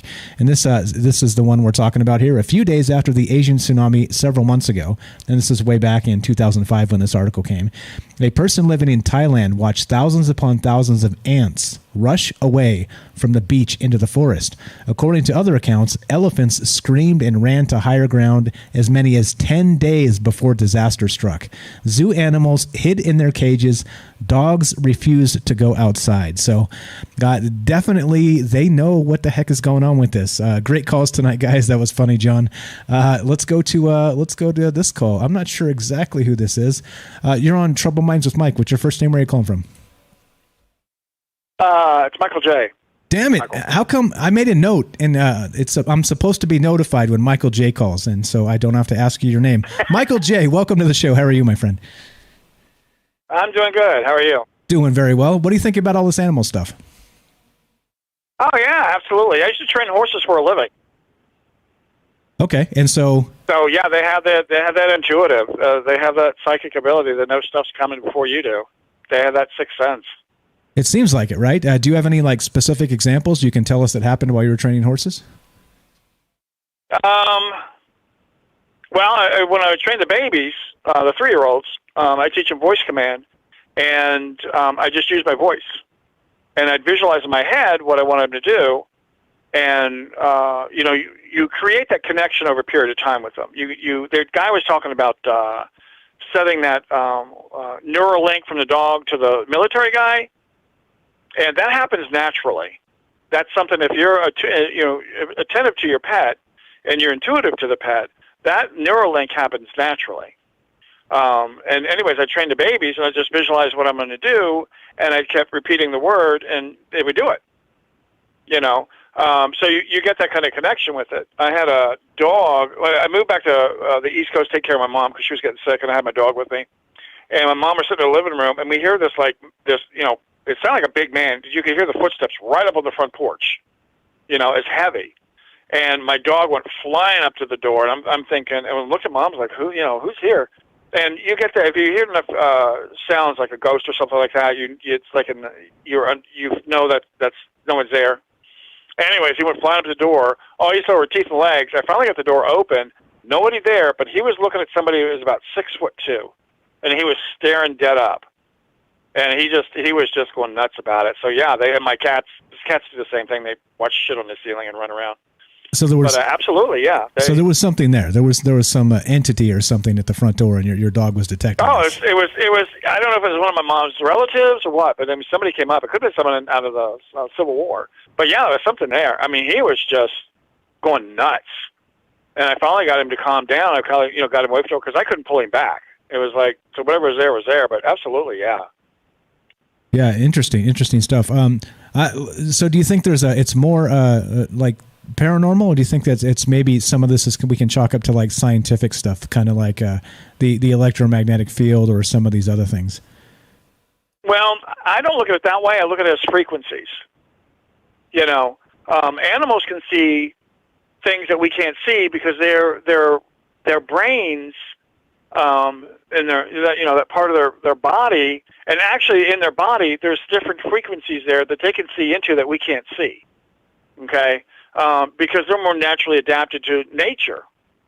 And so they're going to be out there in order to survive. They're going to be more open to seeing other things. So my feeling is, and people who think some animals don't have souls, the animals to me are advanced to us. We're in the back of the bus. Because they're able to do these things. And when you link in with your, because my cats, I'm linked into my cats. And I know where they are. I just had one come back after 2 days, and somebody shot him in the head with a BB gun. And he's here now. But absolutely, when I was training horses, I knew when a horse was going to get colic and what specific horse was going to get colic 2 days before they actually came down with colic. And then it would come down with it. When you have that kind of link with the animals, that would be a natural neural link. I'm sure the military does something scientific, but yeah, it's frequencies to me. I don't think it's paranormal. To me, it's frequencies. It's just normal for them. Right. So when you hear your dog bark. Go ahead. Oh, well, like when I hear my dog bark, I knew his barks. If it was just, hey, somebody's out here. Type of thing, or if he's getting serious about the way he's barking, and then if he's really getting serious, or he's looking for me, You know, he could be in the backyard, he'd start barking. I'm like running out. He's just standing there with his head up, wagging his tail. He just wanted to call me to come out with him. You know, they do these things, and he was like that a lot. He's very. I used to take him to. I get my paycheck when I was working. I get my paycheck in, and one of the things I do is I take him to Burger King for dinner, right? And I had a van, so I get, you know, in the back seat or the bench seat behind me. So I get him 3 patties. I get what I want, and we sit there, you know, I feed him. And he always knew when my paycheck came. He knew it was every 2 weeks, and I get my paycheck, come home. He knew. He'd come run up like, "Are we going?" And it's like, "Going where?" You know. Or if I thought it, he knew. Right. So you have that link with your animals, and that's why some people have a very hard time when their animal passes, because you have that innate link that you may not have with a human. And people don't do that with each other, but animals will do that with you, and you can achieve that much more easily with animals. They don't have the same boundaries or fences and walls that we have. You know, they're just very open. They're very unconditional, basically. Yeah, it's kind of like taking it into the woo-woo world a little bit. It's kind of like nature magic, right?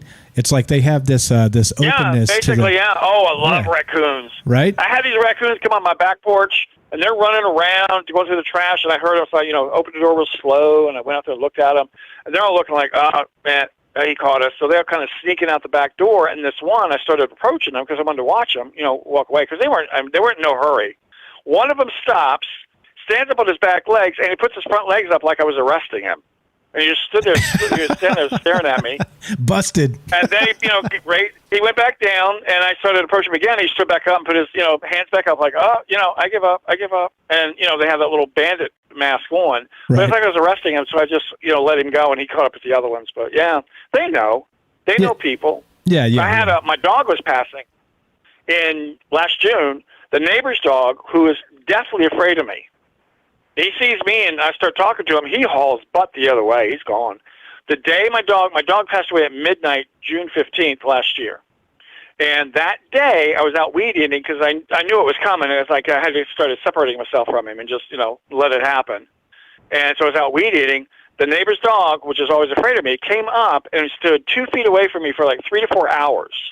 And he was wagging his tail, being friendly. And I had the weed eater with the 2 handles on it, just keep trying to keep myself busy.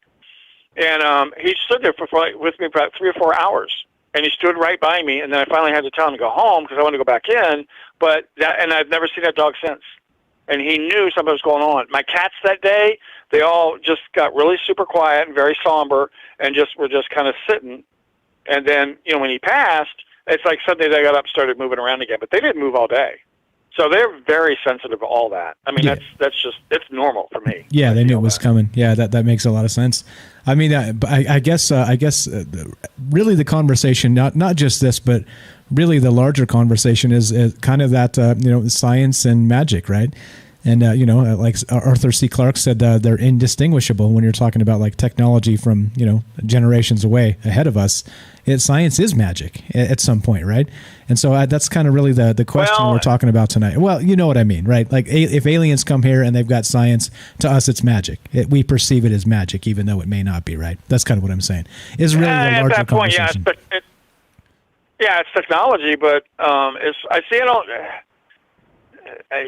Magic to me is when I can clap my hands and you know, $1 million appears. Poof, here it is. That's magic to me. To me, when you have that sixth sense with the animals or anybody, to me it's a natural way of being.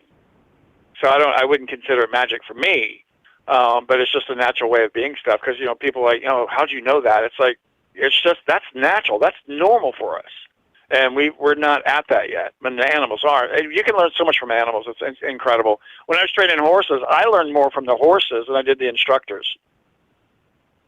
Yeah, that makes sense to me. And if you pay attention, I mean, you could, you know, my opinion, you could learn things from the trees if you pay attention. You know what I mean? It seems silly to say that, but there's a lot of, like, it's life out there. It's doing its thing to survive just like we are. And you know, if you pay attention, I think, you know, the whispers in the trees, I think they can probably teach you something if you pay attention.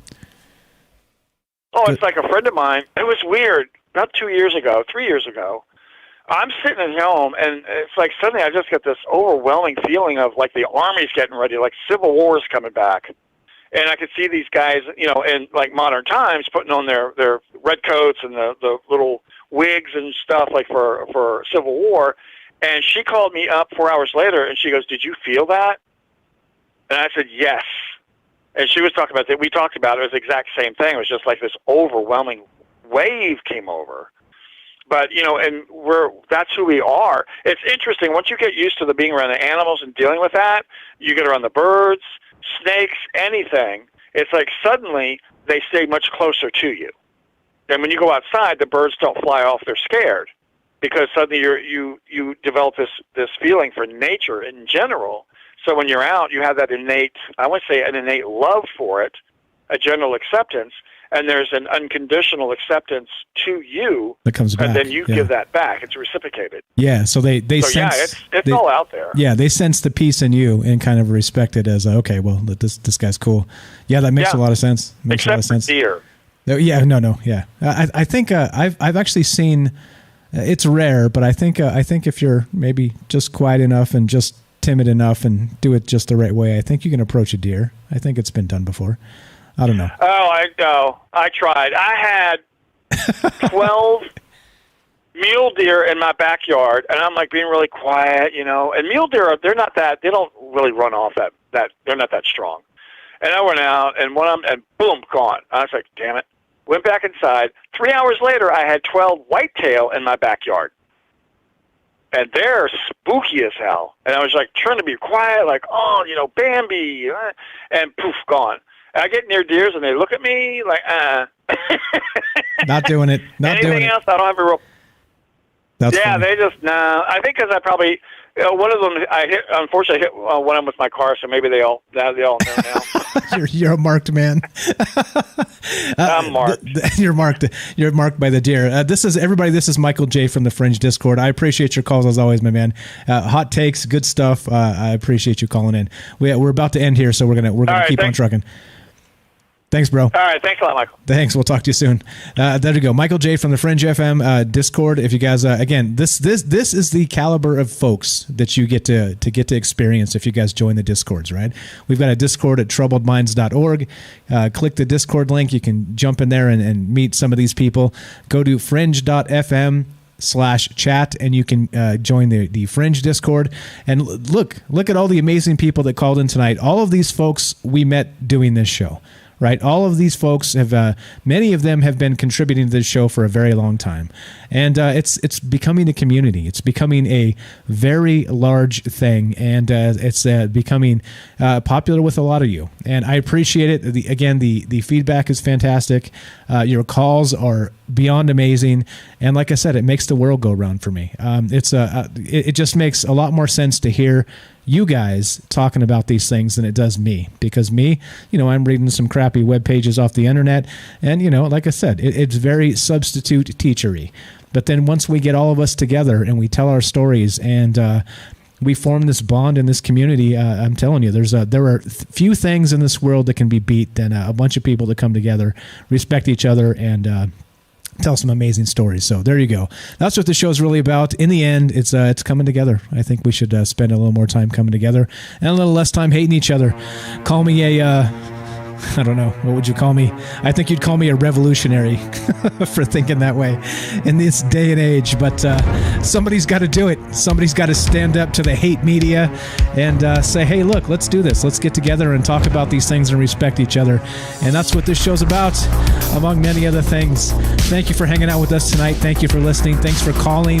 Thanks for all the chat. Thanks for all the support. You guys are amazing. We do Tuesday, Wednesday, Thursday, 7 p.m. Pacific, which means we'll be back tomorrow night, 7 p.m., talking about more amazing things. For right now, if you're listening to Fringe FM, Joe Roop is next, Lighting the Void. If you're listening on DLive, Facebook, or YouTube, one more hour of Troubled Minds coming up. Be sure, be strong, be true. Thank you for listening, guys. From our Troubled Minds to yours, have a great night.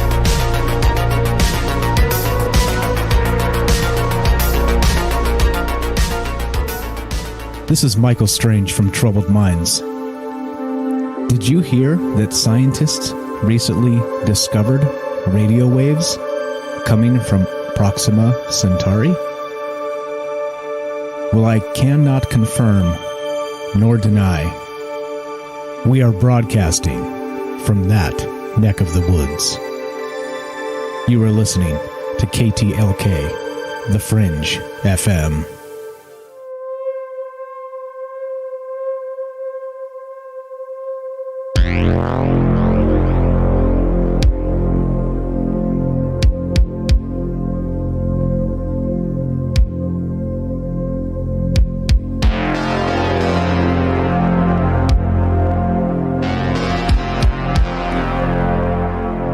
All right.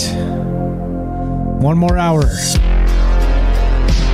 of Troubled Minds. We're talking about animals and their sixth sense. We've got some spirit animals to talk about. We got familiar spirits maybe we'll get to. We got all kinds of things. We still got more stuff to cover. And we still got more time to hear from you. So if you guys want to be part of the show, we're still talking about this animal sixth sense stuff, the spiritual connection, if there is one.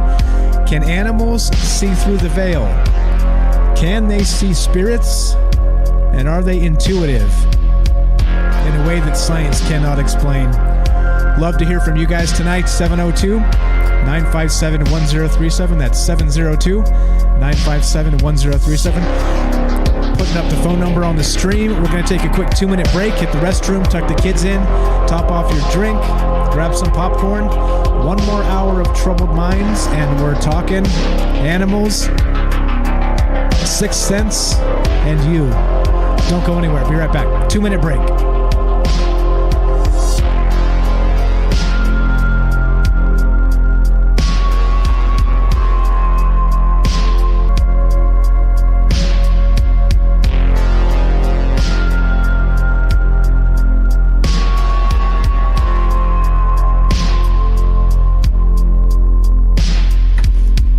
Hello out there.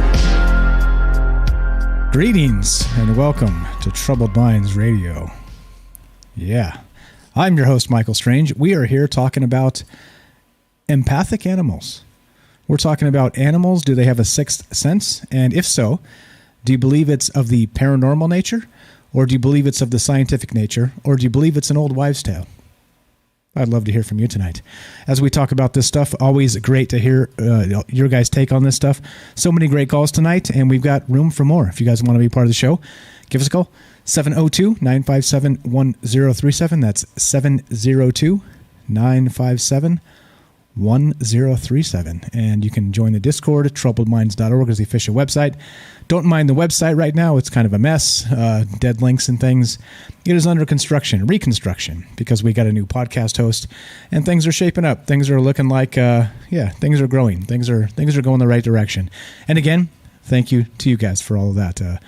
Like I always say, it's just without you, it's just me sitting here in the corner, mumbling to myself. And well, that's a lot less fun, isn't it?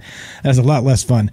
Shout out to Robert Arend, A-R-E-N-D. He sent me some books that he wrote, which I'm going to plug the book because he was nice enough to send them to me. Stories from a Fractured Mind.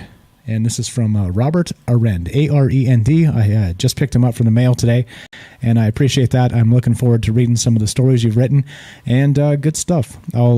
His link is actually attached to the shows already. If you guys want to check out his book and support some folks who've supported this show, kind of get together as part of the community, right? You want to support the man. I appreciate his work here, and I appreciate him listening and being a longtime fan. So if you want to support, you know what to do. Go to YouTube. His book is linked. You can get it right on Amazon.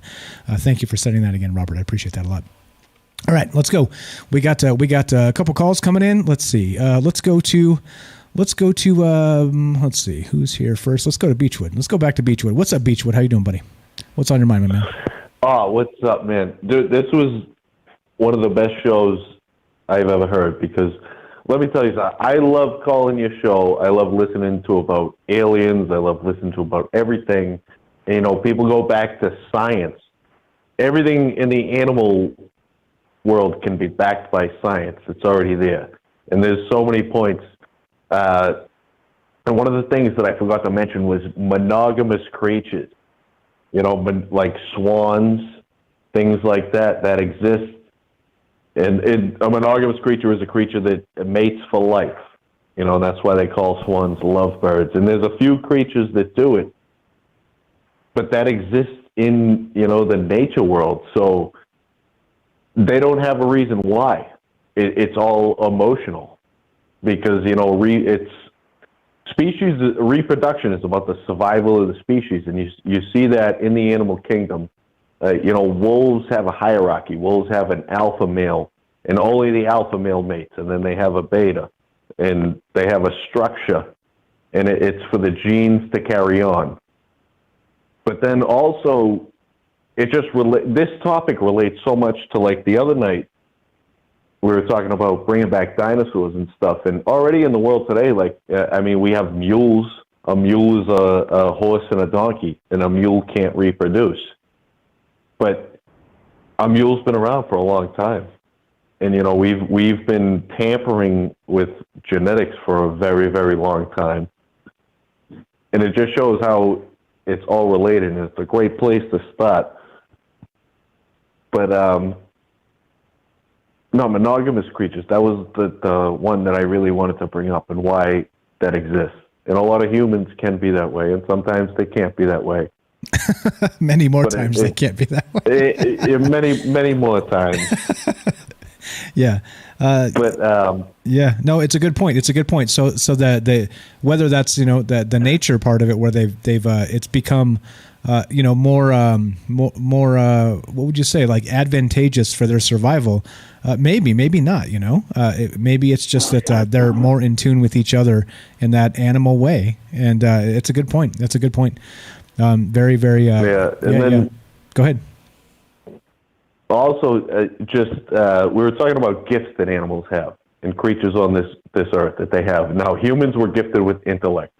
That was our gift. We have intelligence, and we're top dog on the earth as far as we know, as far as most people think. But when you look at human beings, what makes us different is our intelligence, and we have thumbs. Nobody brought up thumbs. We have thumbs. That means I was always told we have thumbs, and like pound for pound. All right, pound for pound in like the animal world, the human being really isn't that impressive. You know, pound for pound, what we got flat teeth. We don't. Chimps, like almost all primates, are way stronger than us. When you look at the insect world, way stronger than us. You know, ants like 50 times their weight. All sorts of, you know, insects. Or spiders. You brought up spiders to begin with. Spider silk is one of the strongest materials known on the planet. It's like stronger than carbon fiber, like tensile strength and stuff, as far as, you know, pound to weight ratio. Yeah, they say it's like cable, like that. Stronger than like steel cables. Yeah. Yeah. And, you know, it's just magnificent things. But, you know, we're not all that impressive as far as other than our brains. You know, we're not. As far as what we do, Yeah, that's true. Come on. You know, I have to slip it in. Beechwood, you know what you do with thumbs, right? Oh, man. No, don't answer that. Don't just say, no, I don't know. Don't answer that. Okay, let's set me up. The thumbs allow us to type on the phone and send poop emojis to each other. That's what you can do with thumbs. Yeah, they do. That's the most important thing. That's the most important thing. It's the way we've communicated. That's the new Neuralink. We're sending poop emojis to each other with our thumbs, and it makes us so much smarter than the animal kingdom. Yeah, right. Well, we're also the only animal that records history. But we also see animals there's a few animals that figured out how to use tools. Very few animals actually know how to use tools. They've seen it with, you know, primates, gorillas. Otters use rocks.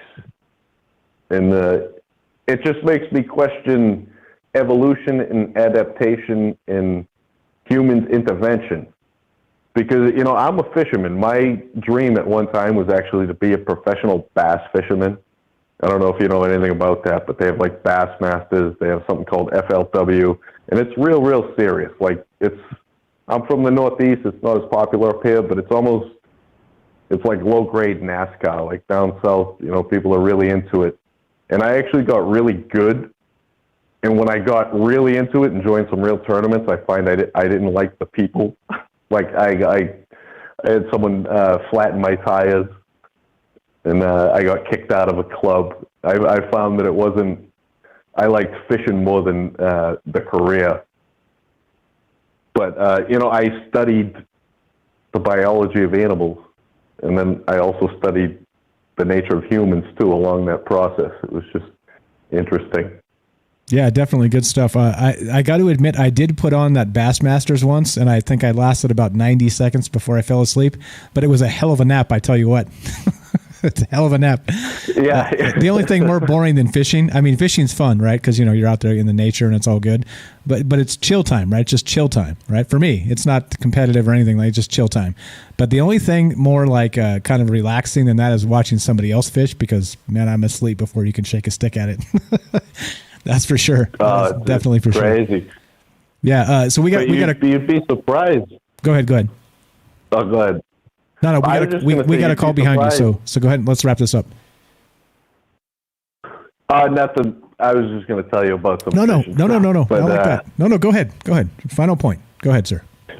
You'd be surprised if you study a creature that people that get into it. They say fishing ain't luck, and if you actually study the fish are smart for reasons just embedded for them. And, that's how you figure them out. But what I was going to say, too, is also bass fishing, all right?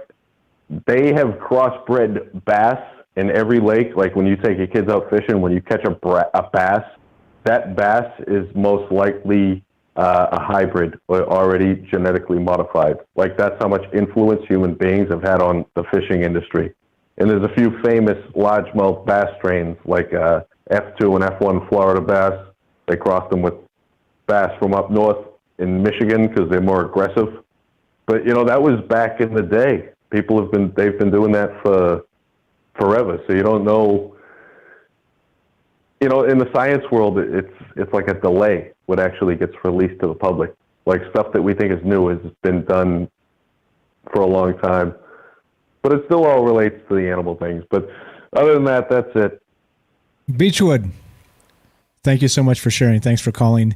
Thanks for listening. Like I said, yeah, you're one of the ones that stirs the drink and keeps this community going, and I appreciate it a lot, man. Thank you so much. All right, brother. Thank you, my friend. We'll talk to you soon, okay? Have a great night. Thanks for listening. Thanks for calling. There you go. That's Beechwood from Massachusetts, and there you go. So if you've only heard bad things about folks from Massachusetts, well, now you can put that to rest because Beechwood has set it straight. Let's go. Speaking of bad things about people, let's go to the Copper Mustache from YouTube. So if you've heard that all the YouTubers out there are just liars and thieves, well, we've got the Copper Mustache from YouTube that's showing up to set that straight. How are you, my friend? Hey, great, Dr. Doolittle. How you doing? Doing good, man. Doing good. What's on your mind tonight? A couple of things that I kind of picked up on while listening to this whole series, and first the comparison of cats and dogs throughout history. Why are just cats and dogs? I guess you put birds in there too, but mainly it's cats and dogs are the primary animals that have gravitated towards people. That we've gotten into this relationship, and this goes back not hundreds but thousands of years, right? I mean, it goes all the way back to the pharaohs. These animals hypnotized us. They loved us. We loved them.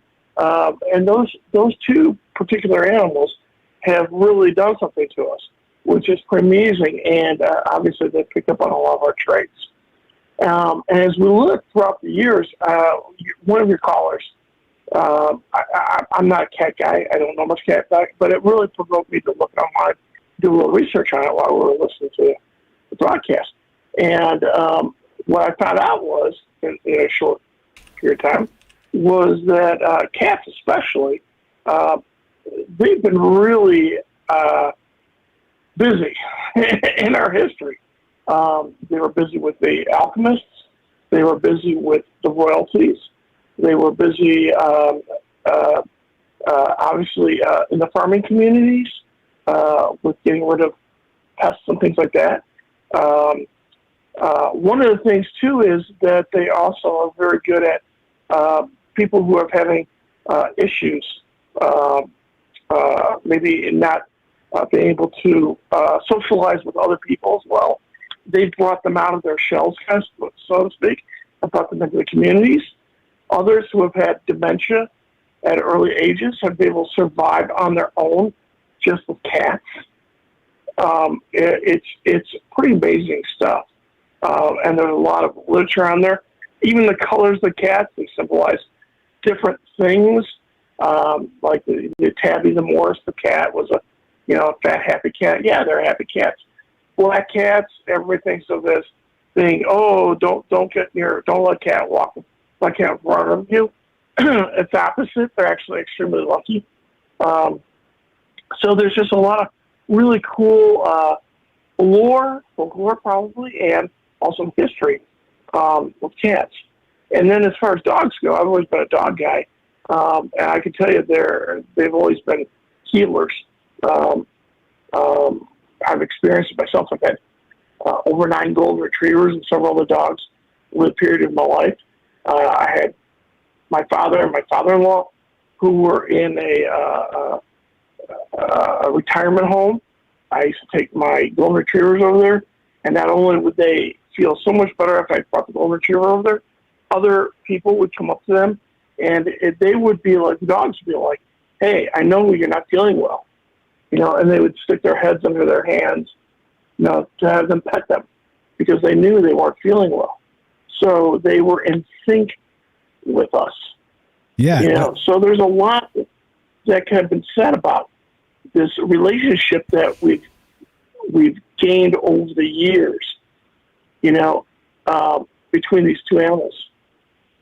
Yeah, definitely. And I think you're right. Like cats kind of get a bad rap, but they are intuitive as well. I had a cat growing up, and then when I was a young adult as well, and they're pretty amazing to me. I'm they say that people are cat people or dog people. I'm both. I love them both. I've had fantastic experiences with both of them. And you're right. I think if you go back to history, go back to the Egyptians, right? They worshipped cats as gods, even because of the weird, I guess you could call it preternatural type supernatural abilities these cats seem to possess. And I think there's a reason for that, that there's that empathy that a cat is kind of smart in their own way, and you have to really work to get them to do the things you want them to do. Like a dog, you just give the treats and say sit over and over, and eventually they'll just sit. They'll do what they're told. But a cat, no such thing, man. They have a mind of their own. But it doesn't mean that they're alien or monsters or bad or any of the rest of that. They can be as cuddly and lovable as dogs. It's just it's kind of how you treat them. It's the relationship. It's all the rest of that. I'm both. Real quick, this great comment from Katie on YouTube. You probably read this. I'm going to read it and get your take on this. Katie says, a 3-year-old filly of mine literally cried on my shoulder after she lost a race. I was hugging her around the neck. And if that doesn't tell you all you need to know about animals right there, I don't know what does, right? Like they feel that. It's just a race. It's dumb. It's simple. It's there's going to be another race tomorrow, the next day, or next week, but they feel it. They feel that emotion. They truly do, and it's crazy. I mean, when you think about it, the Sphinx is half cat, three-quarters cat with human head on it, so there's got to be something there. I mean, it's way back when, who knows what. But the other thing that's really cool, too, not cool, but I guess it is cool, are all the series, and you're seeing more and more of these online, of dogs who are going to funerals of their owners, and they will not leave the grave. And it's not just one or two odd cases; it's hundreds of them. They'll sit there and they'll just lay on the grave. Now it could be because of the smell or whatever, but I mean the human body is put into 2 different boxes and buried 6 feet under, and you gotta have a super duper sniffer to smell that. So, and obviously they can't read. So, that's another amazing fact that these animals are doing. That it's almost like they were put on Earth to be with us and protect us. So, however you believe, it's just amazing when you look into these animals' stories. Agreed, 100%. Are you a cat person or a dog person? Dog. Okay. Copper mustaches. I had golden retrievers as copper, and I used to have a mustache. I see. Copper mustache. I see. You shaved that off, right? Because, I mean, come on, bro.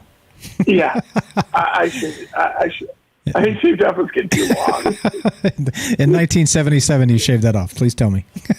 Okay. I know I shaved off a couple of years ago, but I started in 1977. All right, fair enough. Fair enough.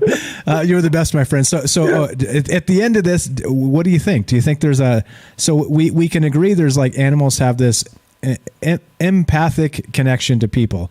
I think there's no doubt there, right? There's like kind of like I said earlier when Michael J called nature magic, right? There's like a if you open yourself up to it, I believe there is an inherent magic in nature, and that it's all one organism, like the Gaia hypothesis. Earth is one huge living organism, but it may not be because of the Earth itself, right? Like Mars, they say, is just a rocky planet with no life whatsoever. It's just a big rock in space. But Earth has an entire ecosystem, and it's not just the atmosphere. It's not just the water. It's everything. It's the animals. It's the trees. It's us. It's the whole deal. And with this empathic thing, I think that it's easy to say that, yeah, fine, there's a connection there. But do you think there's anything in the paranormal realm about any of that? I don't know. I do know that animals are actually more in tune with the earth than humans are. I mean, they obviously know how to hunt. They know how to stay away from predators. They know how to sense things much better than a human would be. You take a stray cat who's been in the house for 100 years, or a dog who's been in the house for 100 years, you throw them out in the woods, and you throw a human out in the woods, I guarantee you the cat or the dog are going to do better than the human. So I think they're more in tune with the earth and its surroundings. But as far as the paranormal, I think that's a hard one to call for because there has been issues in the past that have alerted certain animals to things. Look again at the dogs who are hovering over the graves. So, I mean, there's got to be something going on there. I don't know what, but yeah, I think they're a little more in tune than we are. Maybe they're more open-minded. Who knows? No, they have no thumbs to send poop emojis. So, I mean, I think they're a step ahead of us. Yeah. Right? I mean, no devices, no technology, no. My mom calls the cat looking outside through the window, calls that kitty TV, right? Because they're like just mesmerized with like the outdoors or whatever, right? The things going on out there, the birds flying, the cars driving by. It's like simple things, and they're just mesmerized. Yeah, definitely good stuff. So maybe not. Maybe not a paranormal connection, but maybe this nature magic, like I was kind of saying, maybe that is that paranormal connection where we're all kind of one. Yeah, organism. I mean, there could be some paranormal things. I mean, as I mentioned earlier in the comments on the side, I mean, there is the Skinwalker Ranch stuff that talks about a lot of animals and the way they behaved with these very unusual circumstances. And help me out here, I don't speak Spanish very well. Caparupa, I'm talking about that. Chupacabra. Chupacabra. That's a goat sucker. Yeah, yep. Yeah, in your native woods. Yeah, I mean, who knows? I mean, those are animals that, in that particular case, that's an animal that is actually coming out of apparently, it's coming out of a force field of some sort, and leaving in a force field of some sort. So, yeah, I mean, they must have them all over the place, right? Yeah, I can buy it. I can definitely think that whether it's just a scientific electromagnetic thing or whether it's a little bit more mysterious than that, I think there's definitely something going on with pets. And again, right? I think in the end it makes a great conversation. Do you have a YouTube channel? Do you put up content on your YouTube channel, by the way? I haven't checked. Do I? No, I don't have a YouTube channel. Okay. If but, you did, I was going to plug it. I was going to plug it for you. But okay, go ahead, sir. No, I bother you instead. Perfect. No bother. But yeah, no. But you know, it is pretty amazing because in all of this, it's been going on for centuries and just from the beginning of time. So it's not like. And what's amazing is you could probably, if you really took something and you said, "Oh, that's crazy," and you actually took it to a meeting where you studied it, and you really studied it, it would end up being a science. It would take you to science, and science will prove it either yay or nay, right? But a lot of times it will say, "Well, you know what? There are segments of this that make sense or is unexplainable in science," and that's when it becomes conspiracy. Right, exactly. It's funny that literally everything could be conspiracy. I mean, the more you think about it, you're like, well, yep, totally, totally. And it shouldn't be. It should be studied to exhaust. You're exhausted on it, and then become conspiracy. Right. Well, but we tendency to do right away. Oh, I saw a gopher fly into Mars, and it's there's a conspiracy. Right, there's gophers in Mars. It's not like anybody studied it, But if you studied it and they said, "Hey, sure enough, look at that, there's gophers with little rocket ships going up there." Yeah, okay. Right. Well, we can't explain that. Let's deal with that. The thing is this, though. Right? No, you're right. But the thing filters, is this. Right? Yeah. So regarding conspiracies, though, like in an honest world, conspiracies don't exist, because we just have all the information and everything's as honest as it can be. But like in a disgustingly deceptive, dishonest world, it becomes conspiracy land, and that's where we live. It's unfortunate, but it's great for conversation. But sorry, go ahead. Go right ahead. The most famous conspiracies are those that are backed by fact. JFK being one example. Yeah. Oh, yeah. The most famous ones are backed by some kind of fact, and if you get that fact behind it, and it's a conspiracy, so conspiracy, if you can prove it, just like in America, you're not guilty until proven innocent, or whatever.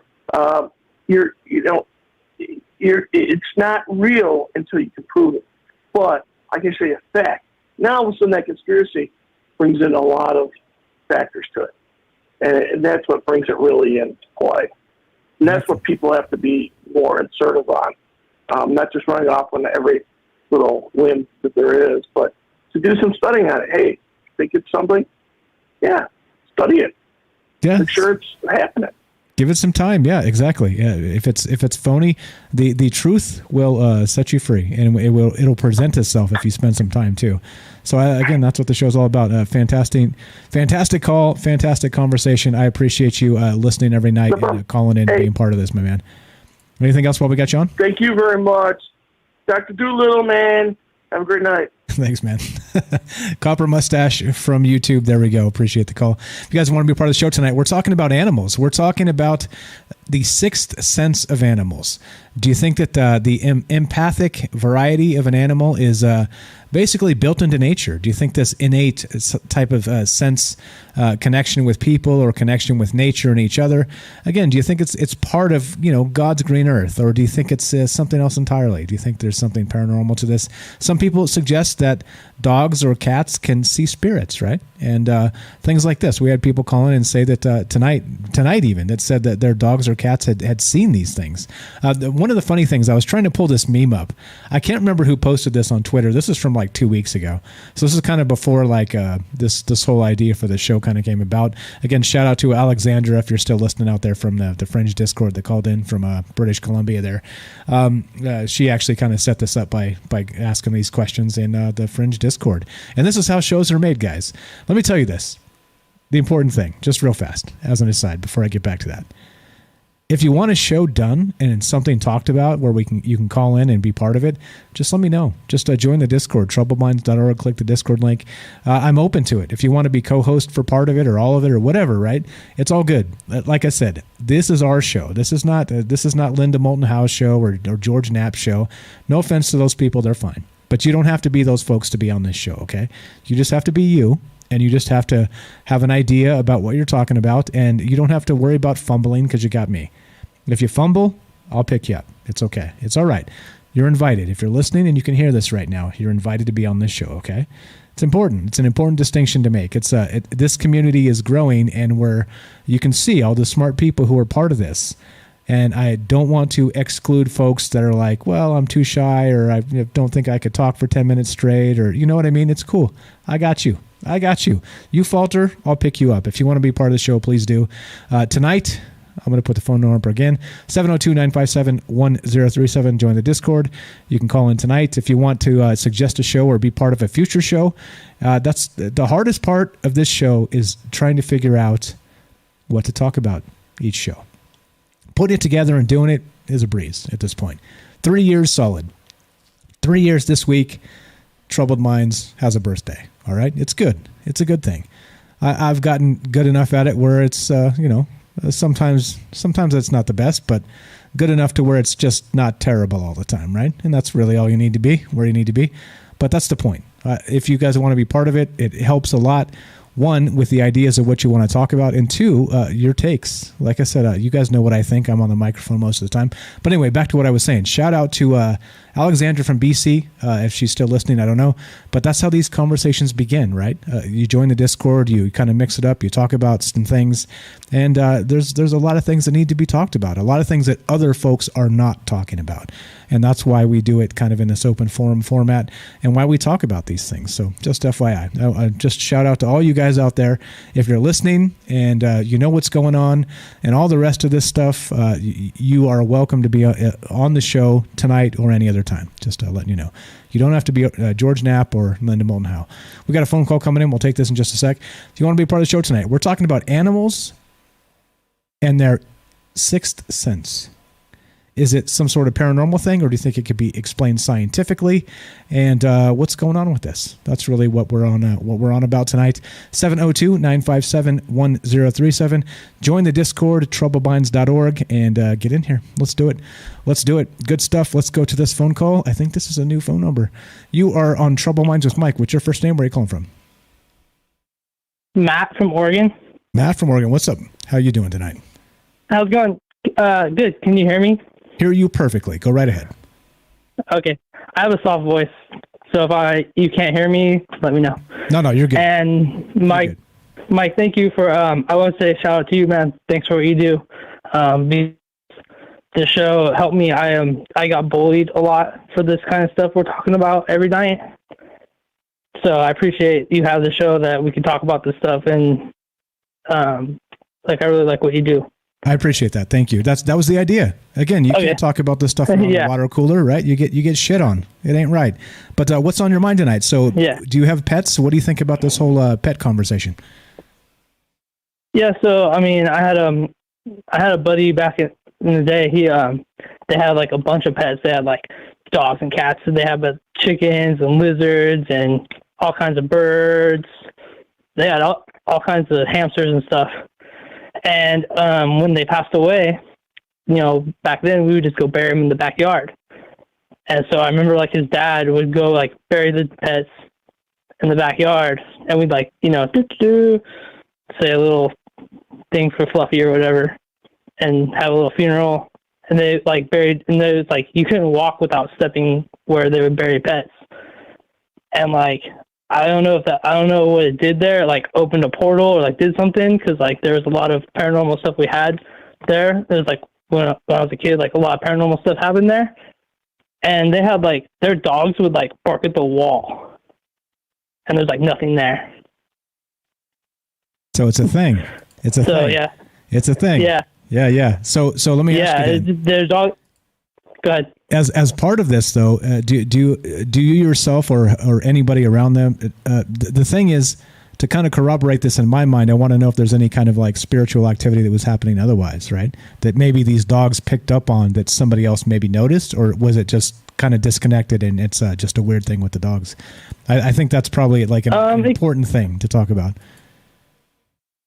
Yeah, I mean, it could be the land, it's haunted, or it could be anything that these dogs are barking at. But yeah, there was a lot of crazy stuff there. A lot of like my first paranormal experiences happened there, and like I researched the stuff, I learned about it, and when I was a kid, I was scared, but like I learned about it, and the more I learned about it, the less kind of scared I got. But I definitely believe in the dog, the animals picking up on things, and it's like we think it's paranormal, but it's not paranormal; it's normal. Does that make sense? Yeah, exactly. So people call it paranormal, but like there's a lot of these things that are actually normal. And though, let me say, since this is a conspiracy show, therein lies the conspiracy. Isn't it weird that like we can basically see these things in nature that we can't explain, but everybody knows are a thing, but nobody really discusses because, well, it's paranormal, but it's not. It's normal because everybody knows it exists. It's just because you can't quantify it in nature or it hasn't been measured yet, then you're a weirdo for talking about it. And therein lies the conspiracy, my friend.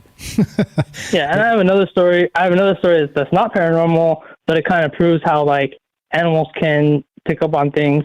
And I was at a buddy's house, and the dog was like freaking out, and his dog's like digging at the floor, and we didn't know what was going on.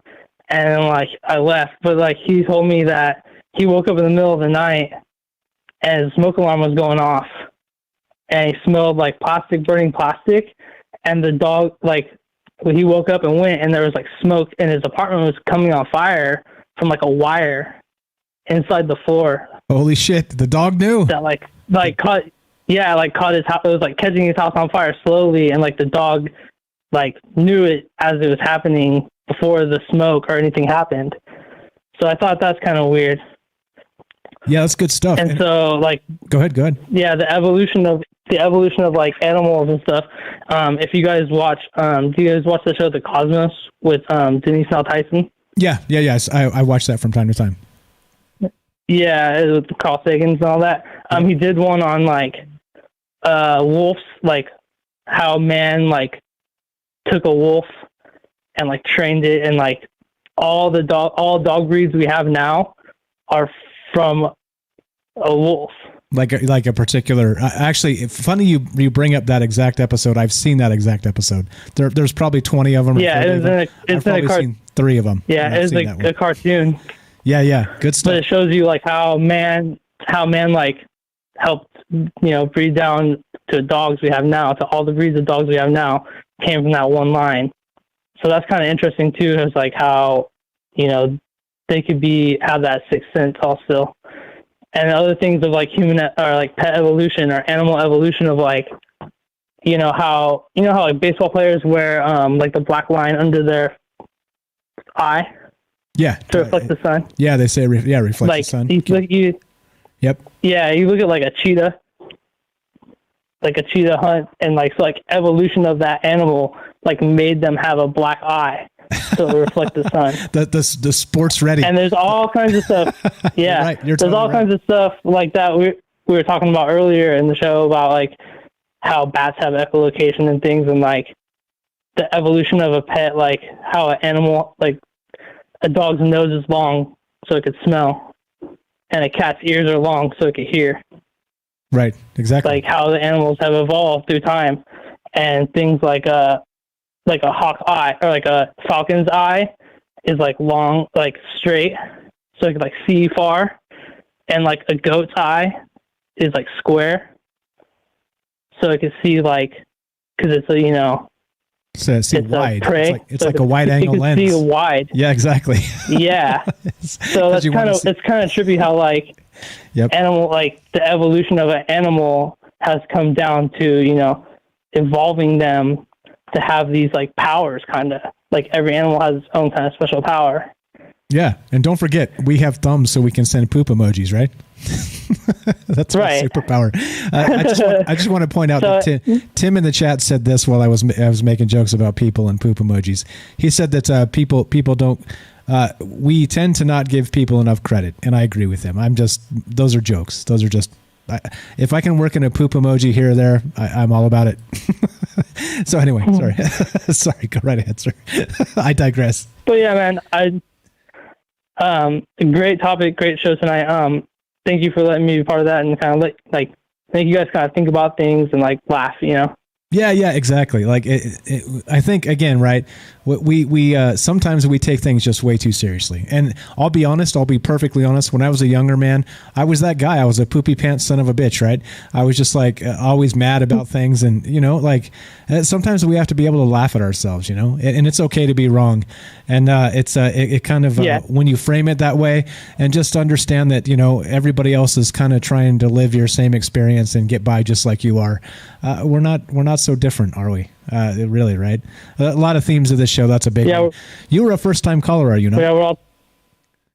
Yeah, a long-time listener. I've listened for about 2 years now, and I'm always listening. I'm like, man, that happened to me, or I totally believe this guy. Calling, Okay, don't believe me. Don't believe me. Remember, that's part of the rules of this show. You don't believe what I say. You have to double check and measure it against your own experience and think for yourself. Just saying, just make sure. But yeah, I did notice it's a brand new phone number that I've seen, so I wanted to say thank you for calling tonight. But I'm not cutting you off. If you got more, go ahead. No, thank you. Thanks, Mike. I'm going to call in again, though, sometime, because I like the way you do, okay? I appreciate it. You said doing what you do. Is it Max or Matt? Matt, M-A-T-T. Matt from Oregon, long-time caller. Sorry, long-time listener, first-time caller. I appreciate you. Thanks for listening. Thanks for calling tonight. We'll talk to you soon, okay? God bless you and the family. Right on, man. Thanks. Thanks, man. Thanks. There you go. Look at that, right? We got a first-time caller that did fantastic, and I didn't even act like an ass. How about that? Do I get the not act like an ass? Yeah, the badge, the merit badge. I don't know. Not Timothy. Gregory, are you out there? Do I get the merit badge of not acting like an ass to the first time caller? Anyway, if you guys want to be part of the show tonight, we are talking about animals and their sixth sense, right? I got some other stuff we can talk about, which is cool. But and like we always talk about, I'd rather listen to you guys. I'd rather listen to what you guys have to say about this and what's going on. So if you want to be part of the show tonight, we got about 20 minutes left, and we're going to keep on trucking. We're going to keep on talking about animals and their sixth sense, right? Like we were kind of talking about how when the tsunami was happening, I think it was Thailand, and there was another one in Indonesia in the last 20 years, which was a huge amount of dead people. Like it was an unbelievable amount. Like the death toll was staggering. Like you go look at those numbers, and it's probably, well, I'm not going to say the C word, the pandemic. I'm not going to say that, but I think there's a lot of damn people that died in those tsunamis. And so part of the reason I'm bringing it up is because the animals were said to have vacated. They knew something was coming, right? They knew it was on the way. So what was it? Like, is there something in the air? Did they feel the tremor of the earthquake that was by the coast? And here's the thing too. The weird thing about that is, let's say you're a bird, right? How long does a robin live, or just a standard bird that lives out there wherever 20 years, 15 years, something like that. I'm pretty sure these birds don't live to be 100 years old, where they've seen multiple tsunamis in their life. But for some reason, the animals that kind of sensed whatever was about to happen, this tsunami, they all cleared out. They knew what was coming, right? And how the hell do they know, right? Again, so it's like, we're born, we learn new things, we go to school, we're educated by our parents, and, we learn from life and all the rest of this, right? But then there's also this thing that's kind of built into our DNA to really ascertain and decide what's dangerous. And that's part of the problem, right? Not part of the problem, I guess it's part of the solution, is that many of these things, if we pay attention, are built into us, like the spider sense, as it were, right? Kind of that my spider sense is tingling, right? That sort of thing. And so, I don't know. I mean, here we are talking about it. Anyway, rather hear from you than have me ramble on, but it's okay. I got some stuff to talk about. 702-957-1037. That's 702-957-1037. Like we talked about tonight, here's one. This is the dogs. The dogs poop in alignment with the magnetic field, right? Which tells you exactly what the hell's going on with dogs and how they actually, they have these senses that we may or may not have. Let's see. Thanks. Matt says, thanks. I want to call all the time, but too nervous. Hey, I got you.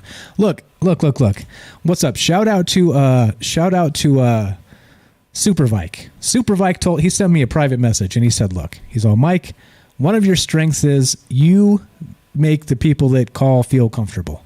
Hey, I didn't say it. Somebody else said it. What's up, Super Vike? Listening to the show all the time. I appreciate it. He hasn't been here live in a little while, but he listens to the archives for sure. But there you go. You call, and I got you. It's okay.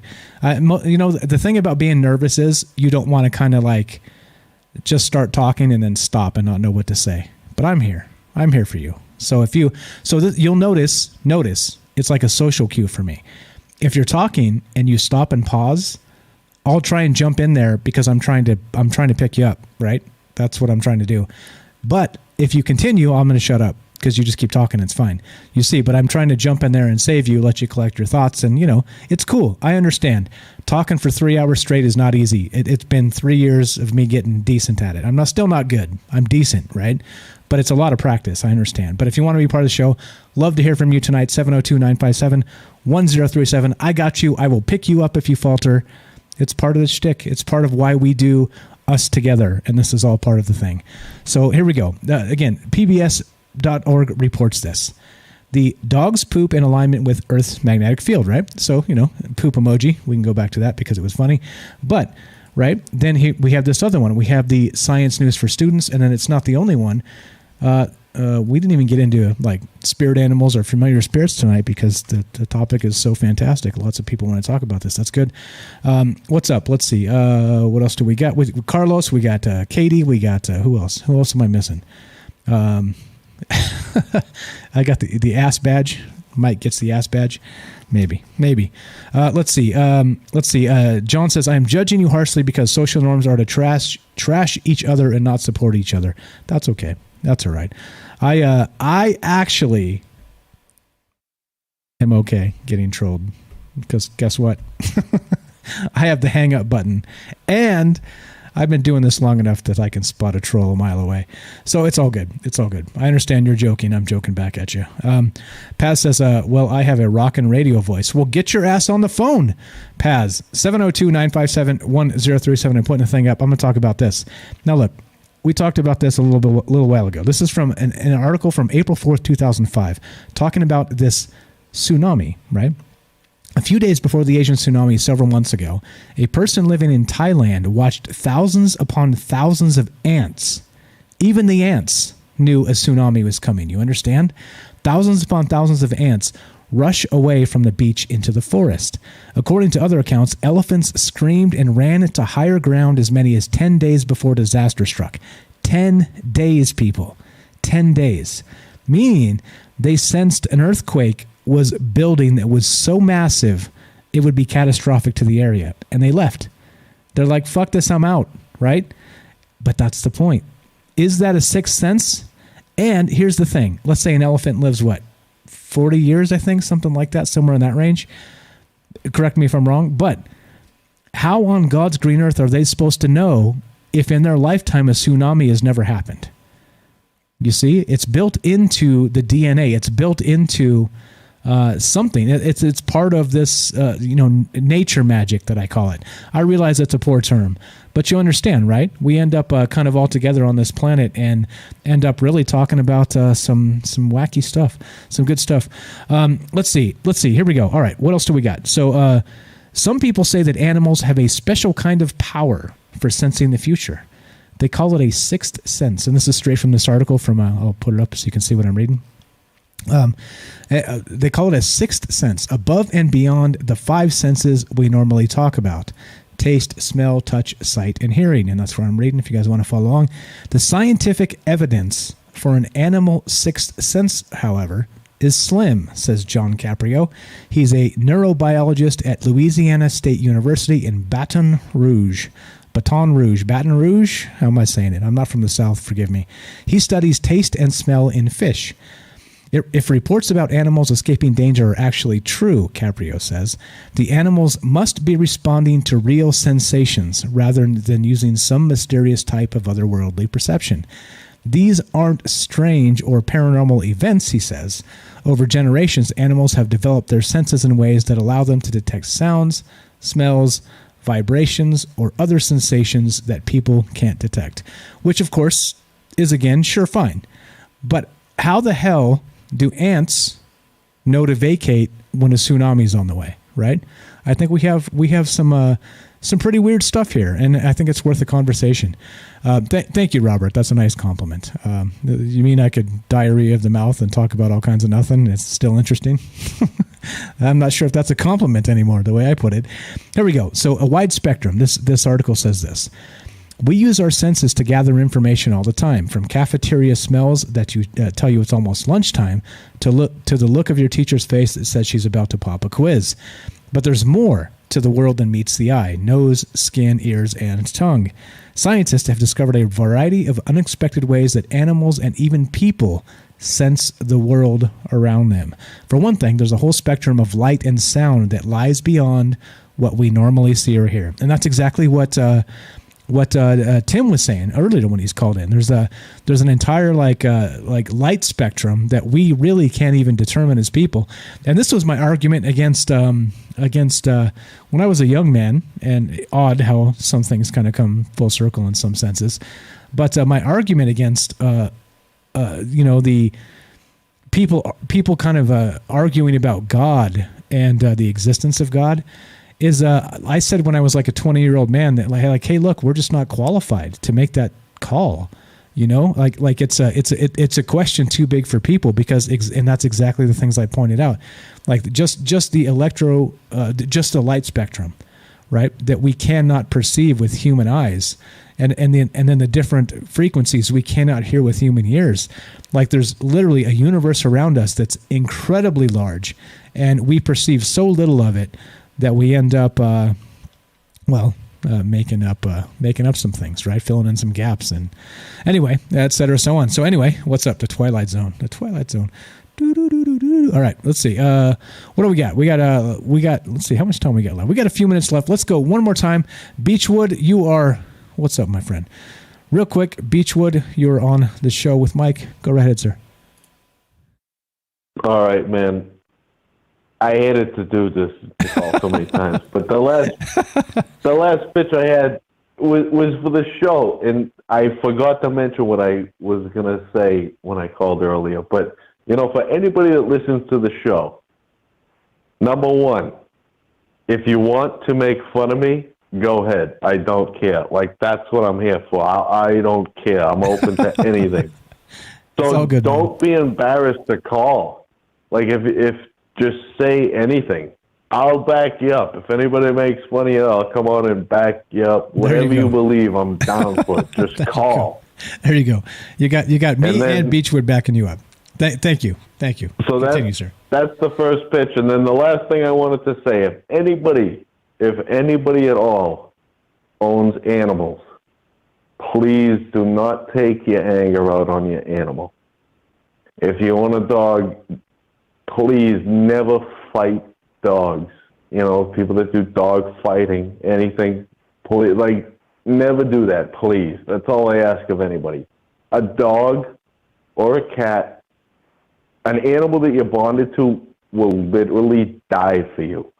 So do not abuse that privilege. And you can make those bonds. You don't have to like animals. But if you do, that's how much an animal will love you. An animal will actually die for you. And that's true. And that's all I ask. There you go. I agree with you. That's the only thing I wanted to pitch, was to call the show and be friendly to your fellow animal. And I know I eat meat too. But that's another bridge, as you say, another can of worms. Another can of worms. We'll talk about that next time. Beechwood, you're the best. We'll talk to you soon. Thanks again for the call. All right, there you go. There you go. See, Beechwood says, "Don't be scared to call. It's okay, guys. Just speak your mind." That's again, like I said. Think of it this way. We had that Matt from Oregon, a great first time caller. Lots of calls tonight. As people start to get comfortable calling, you understand. I'm not here to troll you. I'm not here to make you look like a fool. That's not what this is about. This is about having a conversation and respecting each other. It's as this grows and we get a lot more people, it's going to be it just becomes a more interesting conversation, right? What's up, Tam Bam? How you doing? Thanks for being here tonight, South Africa, in the house. Thanks for showing up. John wants to know, can we fight our children? I guess it depends on how big they are. Are they a threat? I'm just kidding. All right, don't fight your children, don't fight your animals. Tamron says people who hurt animals should be punished the same way as people who hurt humans. And yeah, there's a lot of truth in that statement. So all right, so as we wind this up, we got just a few minutes left. The thing is this, right? We're talking about. So I had all this stuff prepared. Check this out. I'm gonna just buzz through this. I'll put these links up. Now, this is the best part about this show. Is we started with a particular thing in mind, right? I have like kind of a loose outline, but I don't know where we're going to go, because sometimes we get phone calls that take us to different places, right? And so whatever the arc in my mind happened to be, it doesn't end up happening because of the phone calls. And that to me is the beauty of this show, because we really kind of never know what we're going to get. I start with like kind of a loose idea, and I talk until the phones come in. And then the phone calls come in, and then it turns it into whatever it is. And so I have to be prepared in case nobody calls. So I always have, like we used to say in the old days, like Frank and I would say, 25 or 30 or 40% of the stuff we prepare ends up on the cutting room floor. We never even talk about it. It's more than that now. Like I've prepared. Here you go. I want to just watch these links real quick. So I'm going to just buzz through these if you're watching the stream. Here's all the stuff I prepared tonight to talk about, because, well, there's a lot of things, right? We're going to get into familiar spirits and this type of stuff. Which familiars and whether they're demons or guardian spirits, guardian angels, right? Tons of stuff. Like actually, all this stuff's low. Can dogs see ghosts? There's a ton of stuff here, right? Tons and tons and tons of stuff. I know it's all loading fast, but. Bing, bing, bing, bing, bing, bing, bing, bing. There's a lot of things to talk about, and it's okay. My point is, I'd rather take this where this conversation goes. And if I had this big arc planned, when we never get there, it's okay. We'll peel off a piece of it and we'll talk about it another time. But the point is that this show is about us, right? This show's about us getting together and talking about these things. And I'm glad that we get just a little ways in, and then everybody starts calling and giving us their takes. That's what this is about. And like I said, I can't thank all of you enough for listening tonight. I can't thank all of you enough for being part of this and calling in and doing all the things. Like I said, please, if you want to help the show, you guys, there's 1,000 ways you can do it. Whatever podcast platform you're listening on, go leave us a review. Spread the word. Just tell somebody. It's as simple as that. Old school style, right? Like just spread the word. Just say, hey, look. This is a place you can come talk about all these crazy things that nobody wants to talk about, and nobody thinks you're insane. You see? I mean, to me, there's a huge amount of value in that. You're not crazy for thinking these things. You're just not. And that's what there you go. That's one of the underlying themes of this show and what we always talk about. So there it is. There it is. Yeah, Robert says one day Frank will call into the show. He's threatened, actually. We'll see. Good stuff. Let's see. What do we got? Pat says, I'm a carnivore. What's up? John says, I did 20 pigs in one afternoon. So much work, it was overwhelming. Seems like you need a team there, bro. You need a team. What's up, Sherry? Good stuff. Tam says, let me just clarify. There's a difference between survival and nutrition or protein and essential fatty acids. One gets from meat, then killing and hurting animals out of anger or fun. Yes.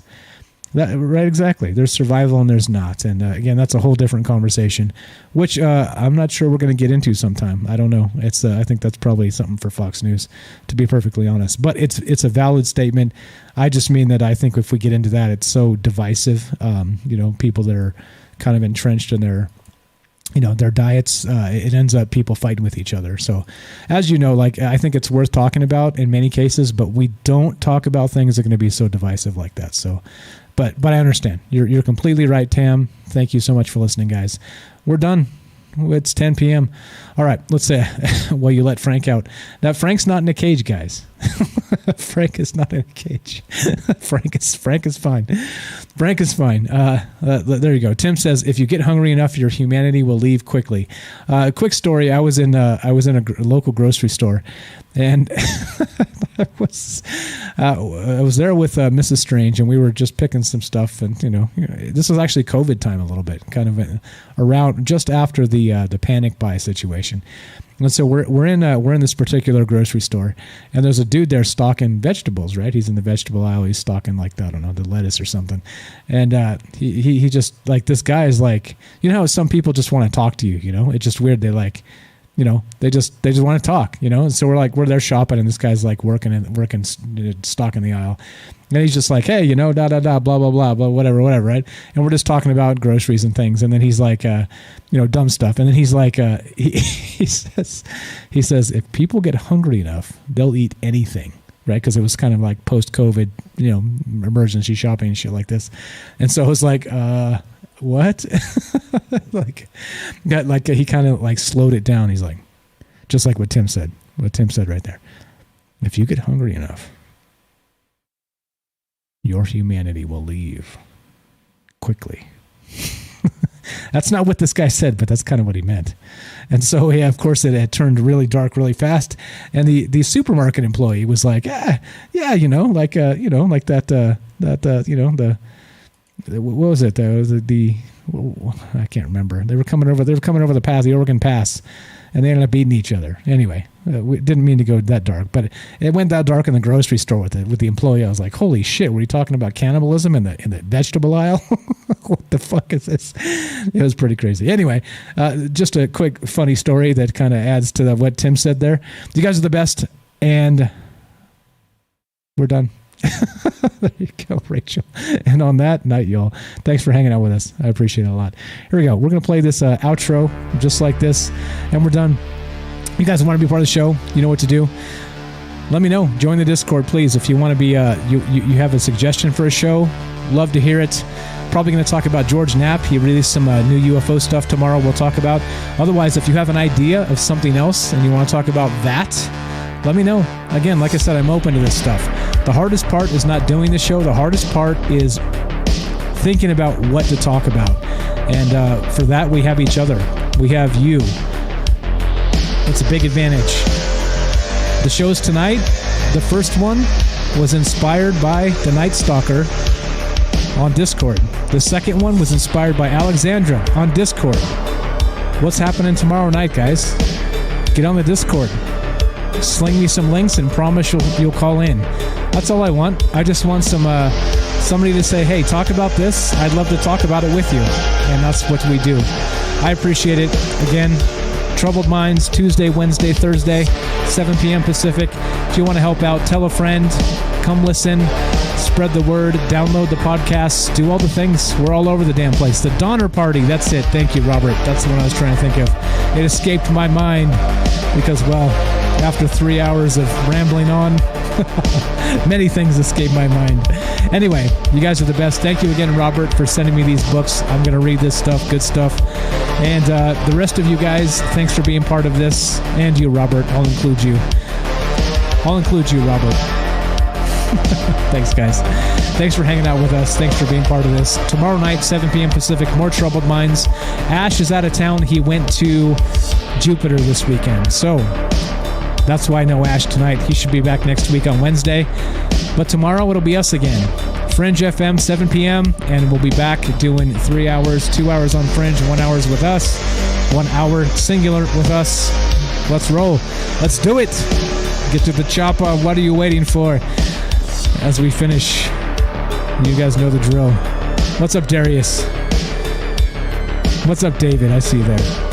Thanks for hanging out, guys. Thanks for being here. Thanks, Matt. This is the thing. Take care of yourself so you can take care of others. Be sure, be strong, be true. Don't be gaslighted by the Marxist. No, don't do it. Don't do it. Don't do it. Thanks for hanging out. From our Troubled Minds to yours, thanks for listening. Have a great night. We'll talk to you tomorrow. Thanks, Diane. Thanks, Robert. Thanks, Matt. Thanks, David. Thanks, NS. Copper Mustache. Katie. Peace out. You guys are the best. We'll see you tomorrow night.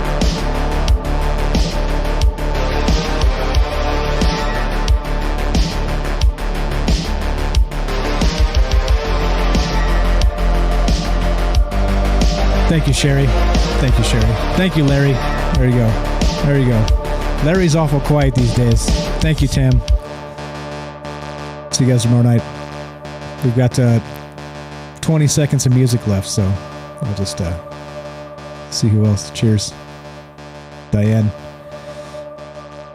Good night, guys. Peace. Peace and love in the Middle East.